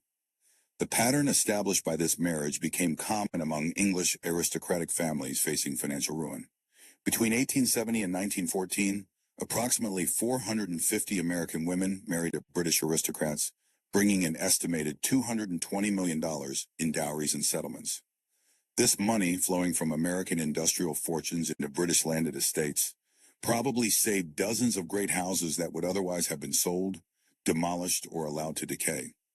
It also created a generation of women who traded freedom and happiness for titles their mothers valued more than their daughters' well-being. The Consuelo Vanderbilt story is extreme in its unhappiness, but not unusual in its basic outline. Across late Victorian and Edwardian England, American heiresses married impoverished aristocrats in transactions that satisfied everyone except, frequently, the women themselves. At Blenheim, the Vanderbilt intervention had bought time. The palace was saved from immediate ruin. The ninth Duke, Consuelo's son, would inherit an estate in considerably better condition than his father had received. But the underlying problem remained unsolved. The palace still cost more to maintain than it could generate from its own resources. The agricultural income that had once sustained the estate continued to decline. Without extraordinary capital injections, the financial pressures would inevitably return. The 20th century would bring new challenges that would test the palace's survival in ways the family could not have anticipated. 2 world wars would devastate the aristocratic social structure. Death duties would claim enormous portions of inherited wealth. The labor government would impose policies that struck at the foundations of landed privilege. And through all of this, Blenheim Palace would endure, adapting, compromising, transforming itself in ways that would have horrified the first Duke, but that proved necessary for survival. The Vanderbilt money had purchased perhaps 50 years of stability. What would come after would require even more dramatic adaptations, and even those might not prove sufficient. The cost of maintaining beauty, it turned out, was not a problem that could be solved once and permanently. It was an ongoing obligation that each generation inherited and struggled with in their turn, seeking solutions that their descendants would find equally inadequate. The palace demanded everything, and those who inherited it had no choice but to give what it demanded or watch it fall. The 20th century brought challenges to Blenheim Palace that wealth alone could not solve. 2 world wars devastated the social structures that had supported aristocratic life for centuries. The First World War killed a generation of young men who would have inherited estates and continued traditional patterns. The Second World War requisitioned country houses, converting them to military use and often leaving them damaged beyond repair. But perhaps the most significant threat came not from bombs or social change, but from taxation. Estate duties, the taxes imposed when property passed from one generation to the next, struck aristocratic families with devastating force. Before 1914, these duties were relatively modest. After the war, they increased dramatically, reaching 40% of an estate's value by 1930, and eventually climbing to 80% by the 1970s. For families whose wealth consisted primarily of land, buildings, and collections rather than liquid assets, these duties created impossible situations. Inheriting an estate often meant having to sell substantial portions of it immediately to pay the tax bill. The ninth Duke of Marlborough, Consuelo's son, inherited Blenheim in 1934. The estate duty bill exceeded £150,000, equivalent to approximately £12 million today. To pay this sum, the Duke was forced to sell land immediately. Approximately 4,000 acres left the estate, carved into parcels and sold to farmers, developers, and neighboring landowners. The loss of this land reduced annual rental income by approximately £6,000, creating the same downward spiral that had plagued previous generations. More books left the library. More paintings disappeared from the walls. The process of gradual dismemberment that had paused during Consuelo's tenure resumed with renewed urgency. The ninth Duke also faced a changing social landscape. The assumption that aristocrats would naturally hold positions of authority and respect was eroding. The Labour Party's rise to power brought politicians openly hostile to inherited privilege. Land reform proposals threatened to confiscate estates entirely. The Duke's response was to withdraw somewhat from public life, focusing on managing the estate and maintaining the palace as best he could with diminishing resources. He married 3 times, though none of these marriages brought American-scale fortunes. He produced an heir, ensuring succession, but not solving the underlying financial problems. His son, the 10th Duke, inherited in 1972 at age 46. By this time, the situation had become critical. Death duties on the 9th Duke's estate exceeded £4.5 million, the largest such bill yet faced by the family. The estate simply could not generate sufficient income to pay this amount.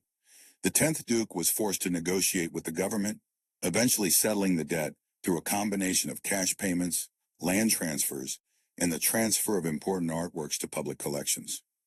The Blenheim estates, which had once encompassed 24,000 acres, were now reduced to approximately 11,000 acres.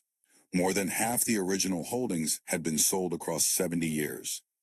The palace itself required constant investment merely to prevent deterioration. A comprehensive survey conducted in 1973 identified urgent repairs totaling approximately £1.5 million. The roof needed extensive work. Stonework required cleaning and repointing. The heating system was antiquated and inefficient. Window frames were rotting. The 10th Duke faced a fundamental question that had haunted his ancestors, but now could no longer be avoided. How could a private individual possibly maintain a building of this scale when agricultural rents would never cover the costs? His answer was radical for its time, but would become commonplace across the British heritage sector. He would open Blenheim Palace to paying visitors on a permanent commercial basis. Country houses had occasionally opened to visitors before. Some had allowed limited public access on specific days. Others had open gardens whilst keeping the house private. But these were typically presented as generous gestures by aristocratic owners rather than as commercial enterprises. The 10th Duke embraced commercialization fully and unapologetically. Blenheim Palace would become a business, generating revenue from admission fees, events, retail, and hospitality. The private residence would remain, with the family occupying apartments within the palace, but the majority of the building would be dedicated to public access. The first step was negotiating with English heritage and other preservation bodies to secure grants for essential repairs. These negotiations established that Blenheim would be recognized as a heritage asset of national importance, making it eligible for public funding whilst requiring that access be provided in return. The palace formally opened to regular public access in 1950, though on a limited basis. By the 1970s, under the 10th Duke's management, the operation expanded dramatically. Visitor numbers grew from approximately 50,000 per year in 1950 to more than 300,000 by 1980. By the early 21st century, annual visitors exceeded 800,000, generating admission revenue of approximately £15 million. This transformation required substantial infrastructure investment. Car parks were constructed to accommodate coaches and hundreds of private vehicles. Toilet facilities were built. A visitor center was established. Cafes and restaurants opened. Gift shops sold merchandise ranging from postcards to reproduction furniture. The palace itself required adaptation for public access. Walkways were established through the staterooms, directing visitors along specified routes whilst protecting furnishings and preventing damage. Information panels were installed explaining what visitors were seeing. Audio guides were developed. Guided tours were offered for additional fees. The costs of managing this operation were substantial, The palace employed approximately 150 staff members by the early 2000s, ranging from curators and conservators to retail workers and groundkeepers. The annual payroll exceeded £4 million. Insurance costs alone approached £500,000 annually. The collections required comprehensive coverage, as did the building itself and the liability exposure from hosting hundreds of thousands of visitors. Maintenance and conservation consumed additional millions. A rolling program of repairs addressed different sections of the palace in sequence, ensuring that every area received attention whilst managing cash flow constraints. The fabric of a building this size deteriorates constantly. Stone erodes from weather exposure and air pollution, roof slates crack and slip, gutters clog and overflow, windows decay, plasterwork cracks, paint fades, carpets wear. Addressing these issues across more than 500,000 square feet of building, much of it historically significant and requiring specialist conservation techniques, was enormously expensive and never-ending. The lake required periodic dredging to remove accumulated silt. The parkland needed continuous tree management, replacing specimens lost to age or storm damage, whilst maintaining the landscape composition Brown had established. The formal gardens demanded intensive horticultural care, with teams of gardeners working year-round to maintain displays that attracted visitors. Revenue from admissions covered perhaps 60% of operating costs by the early 2000s. The gap was filled through other commercial activities that would have horrified earlier generations, but proved essential for survival. The palace hosted corporate events and private functions, renting rooms for dinners, conferences, and receptions. A ballroom not originally part of Vanderbilt's design, but added in the 19th century, could accommodate up to 300 guests for seated dinners. Corporate hire for an evening event cost approximately £20,000, including basic catering and room hire. Premium packages, including exclusive access to the staterooms, cost significantly more. Weddings became another substantial revenue source. The palace offered wedding packages ranging from modest ceremonies in the chapel to elaborate affairs involving multiple rooms and outdoor spaces. Prices ranged from £5,000 to £50,000, depending on guest numbers and services included. The chapel where the first Duke was buried thus witnessed weddings of people with no connection to the family, their celebrations taking place in a space designed for aristocratic worship, but now rented by the hour to anyone who could afford it. Film and television production companies paid to use the palace as a location. The distinctive architecture and lavish interiors attracted producers seeking authentic period settings. Location fees range from £10,000 to £50,000 per day, depending on the scale of the production and the areas required. Notable productions filmed at Blenheim included several James Bond sequences, period dramas, and adaptations of classic literature. Each production brought revenue, but also required careful management to prevent damage and ensure visitor access was not unduly restricted. The retail operation expanded beyond simple gift shops to include high-end merchandise and online sales. Products range from inexpensive souvenirs to reproductions of furniture from the palace collections priced at several £1,000s. A farm shop sold produce from the estate along with gourmet items targeting affluent visitors. A garden center offered plants and gardening supplies. These ancillary businesses generated revenue whilst enhancing the visitor experience. The 11th Duke, who inherited in 2014 at age 58, continued and intensified the commercial approach. He implemented additional revenue-generating initiatives whilst maintaining careful stewardship of the historic property. His tenure saw the development of the Blenheim Art Foundation, which mounted contemporary art exhibitions within the historic rooms and grounds. These exhibitions attracted different audiences than traditional heritage tourism, broadening the palace's appeal whilst generating additional revenue through exhibition fees and catalogs. The Foundation's exhibitions sometimes proved controversial, with contemporary artworks placed in rooms filled with 18th century furniture, creating jarring juxtapositions that some critics considered inappropriate. But the exhibitions succeeded in their primary goal, attracting visitors and generating income. Educational programs expanded significantly. School groups visited for curriculum-linked activities. Workshops taught traditional crafts and skills. Summer camps for children offered history-themed activities. Each program charged fees whilst fulfilling the palace's educational mission as a heritage asset. Membership programs created recurring revenue streams. Annual memberships allowed unlimited visits for fees ranging from £70 to £200, depending on membership level. By 2020, the Palace had approximately 15,000 members generating annual revenue exceeding £1.5 million. Corporate membership programs targeted businesses seeking entertainment and hospitality options for clients. These higher-tier memberships cost several £1,000s annually and included access to exclusive events and priority booking for corporate hire. The digital operation became increasingly important. The Palace website evolved from a simple informational resource to a sophisticated e-commerce platform selling tickets, merchandise, memberships, and event bookings. Online revenue exceeded £2 million annually by 2020. Social media presence was carefully managed to maintain engagement with audiences unable to visit in person, whilst promoting events and special exhibitions to drive ticket sales. Virtual tours developed during the COVID-19 pandemic provided access to people worldwide whilst generating modest revenue through paid access to premium content.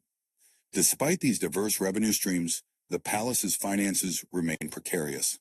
The operating budget by 2020 approached £30 million annually. Revenue in a normal year roughly matched this, but the margin was thin and vulnerable to disruption. The COVID-19 pandemic demonstrated this vulnerability dramatically. When the Palace closed to visitors in March 2020, admission revenue disappeared overnight. The closure lasted several months with limited reopening under capacity restrictions that continued to depress visitor numbers. The financial impact was severe. Revenue for 2020 fell by approximately 65% compared to 2019. The Palace received government support through various pandemic relief programs, but still faced substantial losses requiring use of reserves and deferral of non-essential maintenance. The episode highlighted a fundamental vulnerability in the commercial model. When revenue depended heavily on visitors physically attending, any disruption to tourism had immediate and severe consequences. The current Duke has responded by diversifying further, developing revenue streams less dependent on physical attendance. Digital offerings expanded. Online retail received additional investment. Virtual events and premium digital content were developed. The Palace also explored hospitality options previously considered inappropriate. Plans developed for luxury accommodation within parts of the Palace not essential for public tours, creating overnight experiences priced at several £1,000s per night for suites offering authentic aristocratic living. These adaptations represented another step away from the Palace's original purpose and character. But the alternative was deterioration and eventual closure, outcomes that would serve no one's interests. The current operating model employs approximately 200 people across diverse roles. Conservation specialists work alongside retail staff. Curators collaborate with marketing professionals. Estate managers coordinate with event planners. This workforce bears little resemblance to the servant hierarchy that once maintained aristocratic life. Employment is governed by modern labor law, with contracts, benefits, and workplace protections. Wages, whilst not generous, comply with minimum standards and must compete with other employment options. The cost of this workforce represents approximately 40% of operating expenses, a proportion that has increased as visitor safety regulations and conservation standards have required additional staffing. The Palace pays approximately £12 million annually in wages and associated employment costs, substantially more than the entire construction cost of the original building when adjusted for the purchasing power of labor. The physical plant requires continuous investment to maintain operational standards. The heating system was completely replaced in 2010 at a cost of approximately £3.5 million, installing modern efficient equipment whilst respecting the historic fabric. The electrical system undergoes rolling upgrades, replacing outdated wiring and equipment whilst adding capacity for modern requirements, including sophisticated climate control systems protecting vulnerable collections. Fire suppression systems, meeting current safety standards, cost approximately £2 million to install across key areas, including both detection equipment and suppression systems that would activate without causing water damage to historic materials. Security systems protecting the collections and building costs approximately £800,000 for initial installation, with ongoing monitoring and maintenance costs exceeding £150,000 annually. These modern requirements, unimaginable when the palace was built, add substantially to operating costs whilst being absolutely essential for insurance, regulatory compliance, and responsible stewardship.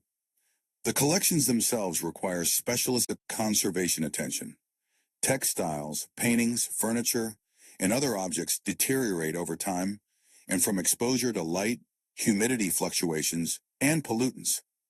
The palace employs conservators who monitor conditions, treat damaged items, and manage environments to slow deterioration.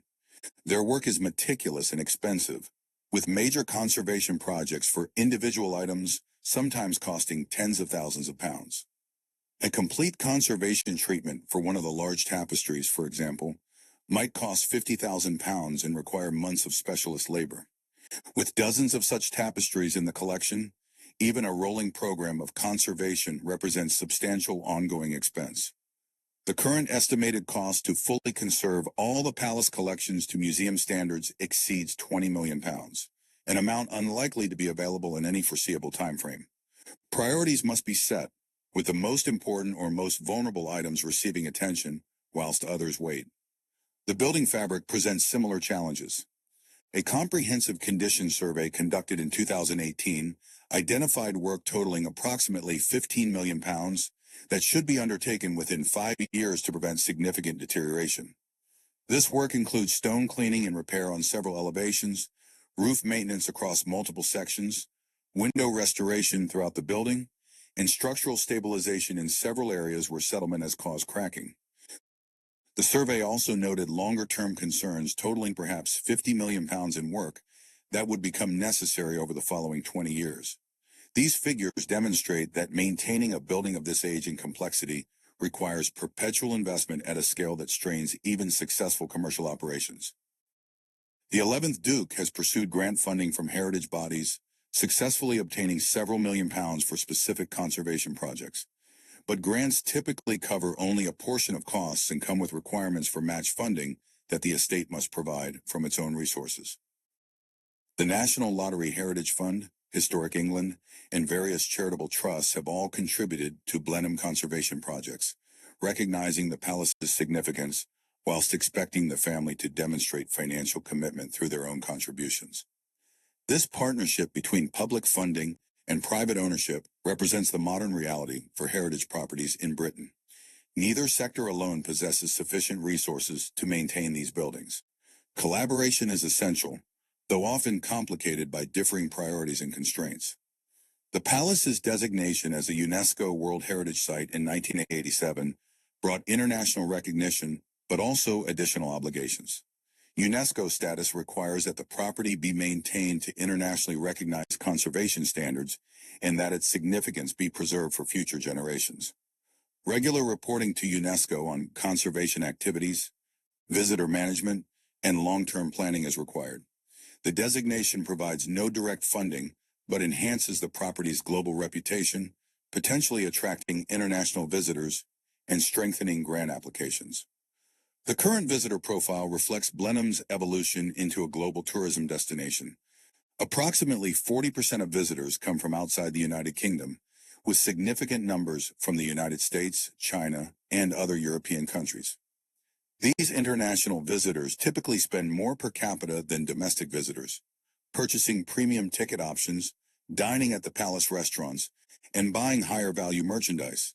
Their contribution to revenue exceeds their proportion of total visitors. Marketing to international audiences requires investment in translated materials, multilingual staff, and presence at international tourism trade shows. These costs are justified by the revenue international visitors generate, but they add to operating complexity. The palace also markets itself as a Churchill heritage site, capitalizing on Winston Churchill's birth there in 1874. The room where he was born is preserved and shown to visitors, and Churchill-related exhibitions and merchandise generate substantial interest. The Churchill connection attracts a different audience than pure architectural tourism, particularly Americans for whom Churchill's wartime leadership carries profound significance.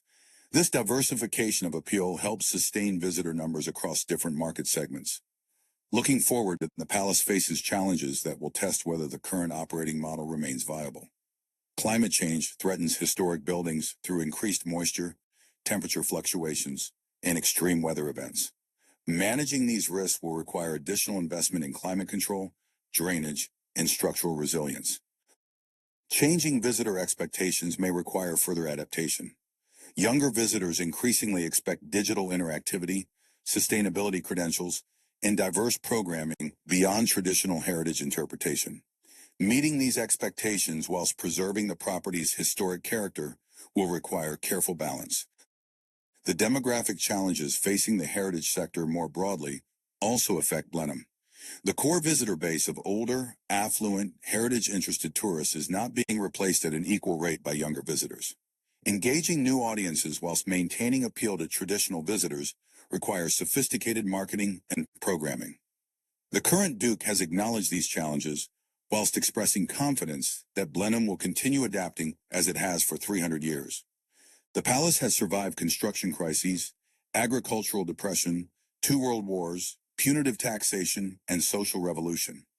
Each challenge was met with adaptation that allowed survival. Whether survival continues indefinitely remains uncertain.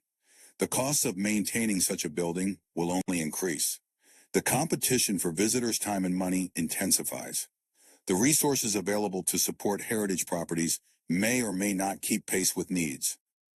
What is certain is that Blenheim Palace in the 21st century bears little resemblance to what the first Duke would have imagined or desired. The monument to military victory has become a commercial tourism enterprise. The private residence has become a public attraction. The symbol of aristocratic power has become a heritage business. Yet the building stands, still magnificent, still capable of inspiring awe in those who see it. The transformation that has enabled survival may offend purist sensibilities, but it has preserved the palace for generations who would otherwise never experience it. The question that remains is whether this model can sustain itself indefinitely, or whether eventually the costs will exceed what any combination of commercial revenue and public support can provide. For now, the palace endures, open daily to visitors who pay to walk through rooms once reserved for royalty and aristocrats. Their admission fees fund the conservation work that keeps those rooms presentable. Their presence validates the public benefit that justifies heritage funding. Their interest ensures that Blenheim matters in the modern world. The price of this survival is measured not just in pounds but in transformation. What was private has become public. What was exclusive has become accessible. What was built to demonstrate power now operates through commercial hospitality. Whether this represents triumph or tragedy depends on one's perspective. The palace survives, and that may be achievement enough. 320 years have passed since the first stone was laid at Blenheim Palace. The building that rose on that Oxfordshire hillside was meant to stand as a monument to military triumph, a reward for services that changed the course of European history. It was designed to last forever, built in stone quarried from the earth beneath it, constructed with techniques refined over centuries of cathedral and palace building, and it has endured, but not in the way its creators imagined. The palace that stands today contains 187 rooms spread across more than 500,000 square feet. The parkland surrounding it covers approximately 2,000 acres, shaped by Capability Brown's vision into landscapes that appear to have existed since time began, but were actually constructed between 1764 and 1774. The estimated value of the palace and its immediate grounds, were it ever to be sold, would exceed £300 million. But this figure is largely theoretical. No private individual could afford to purchase and maintain such a property. No institution possesses both the resources and the mission to acquire it. Blenheim's value lies not in what it could be sold for, but in what it represents. 3 centuries of British history made visible in stone and parkland, the evolution of architectural taste from Baroque monumentality through naturalistic landscaping to modern commercial adaptation, the rise and gradual decline of aristocratic power, the transformation of private wealth into public heritage. The cost of maintaining this monument approaches £30 million annually in the 21st century. This extraordinary sum purchases ongoing repairs to fabric that deteriorates constantly, conservation of collections, vulnerable to light and humidity, staffing sufficient to welcome 800,000 annual visitors, and the complex infrastructure required to operate a modern heritage attraction. Revenue from visitors, events, retail, and hospitality roughly matches these costs in normal years. But the margin is thin, vulnerable to disruption, and insufficient to address the backlog of conservation work that accumulates faster than funding can address it. The palace survives through a combination of commercial enterprise, public grants, and the ongoing commitment of the family that owns it, but can no longer afford to maintain it from private resources alone. This model represents a compromise that would have been unthinkable to the first Duke of Marlborough. His monument has become a business. His private residence has become a tourist attraction. The symbol of his power has become dependent on the willingness of strangers to pay admission fees to walk through his rooms. Yet without this transformation, the palace would almost certainly have fallen into ruin decades ago, joining the hundreds of British country houses demolished in the 20th century when their owners could no longer sustain them. The human cost of Blenheim across 3 centuries is difficult to calculate, but impossible to ignore. Thousands of workers built the original structure, laboring under dangerous conditions for wages that barely sustain life. Their names are largely lost to history. The records note injuries and occasional deaths in passing, treating these as unfortunate necessities rather than tragedies worthy of detailed documentation.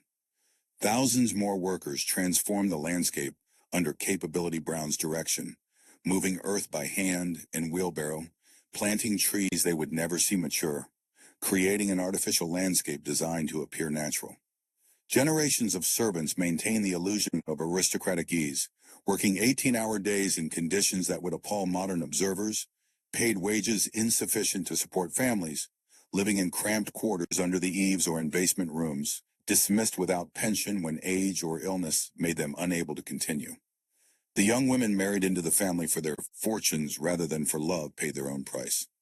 Consuelo Vanderbilt's unhappiness was extreme, but not unique. The transaction that saved Blenheim purchased a decade of misery for a teenage girl forced into marriage against her will.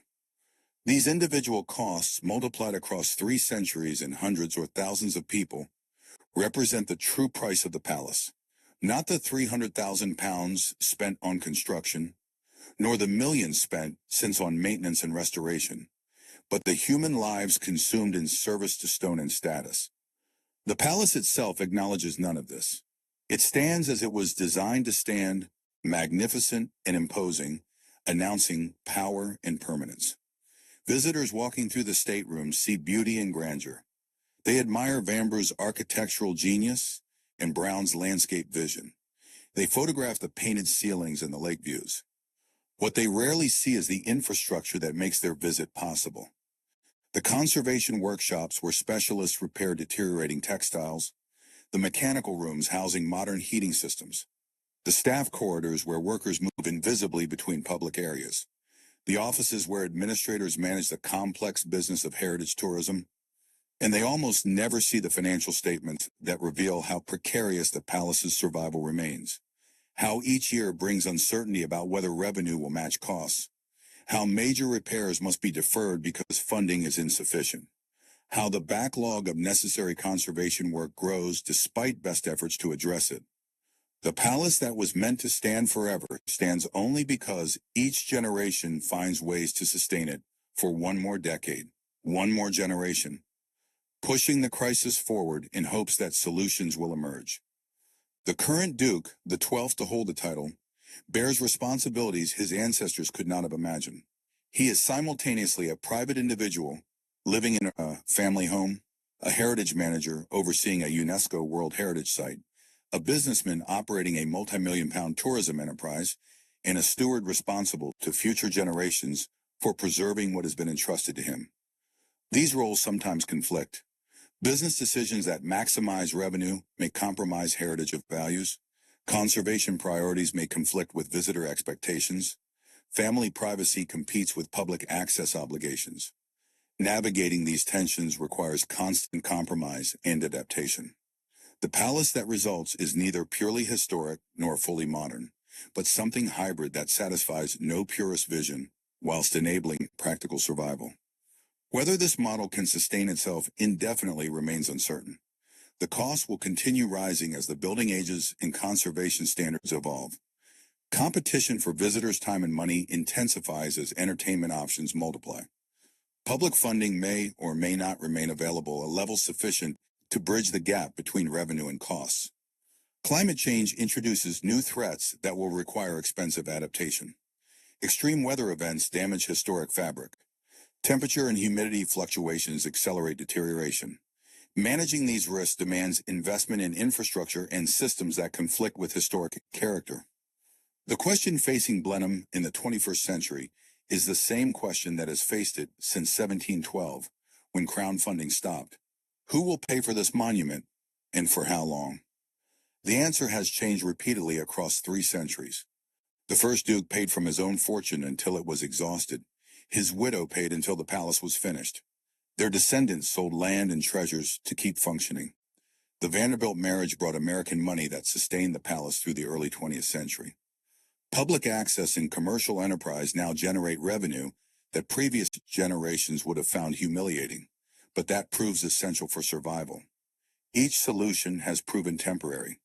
Each generation has passed the problem forward, hoping their successors would find better answers. Perhaps this is the true lesson of Blenheim Palace, that monuments built to demonstrate permanence are actually fragile. That beauty requires continuous investment that someone must provide. That the cost of maintaining grandeur eventually exceeds what any private fortune can sustain. The palace endures not because it is financially sustainable, but because successive generations have refused to let it fall.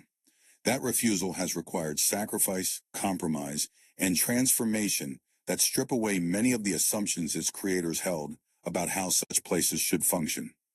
But the building still stands. The rooms still inspire awe. The landscape still catches breath with its beauty. And perhaps that is achievement enough. Blenheim Palace will likely survive as long as enough people care to visit it, to fund its preservation, and to accept its transformation from private monument to public heritage. When that caring ceases, when visitor numbers fall below sustainable levels, when public support evaporates, the palace will finally face the crisis that has been deferred but never permanently solved. Until then, it remains a monument to victory that became a monument to survival. A palace built to celebrate power that now depends on the willingness of ordinary people to pay a few pounds to walk through extraordinary rooms. The first Duke intended Blenheim to stand forever as testimony to what he accomplished. 320 years later, it stands as testimony to something rather different: the extraordinary difficulty of maintaining beauty across generations, and the transformations required when the cost exceeds what those responsible can afford to pay. The palace survives, and the price of that survival continues mounting, year after year, century after century, with no end in sight.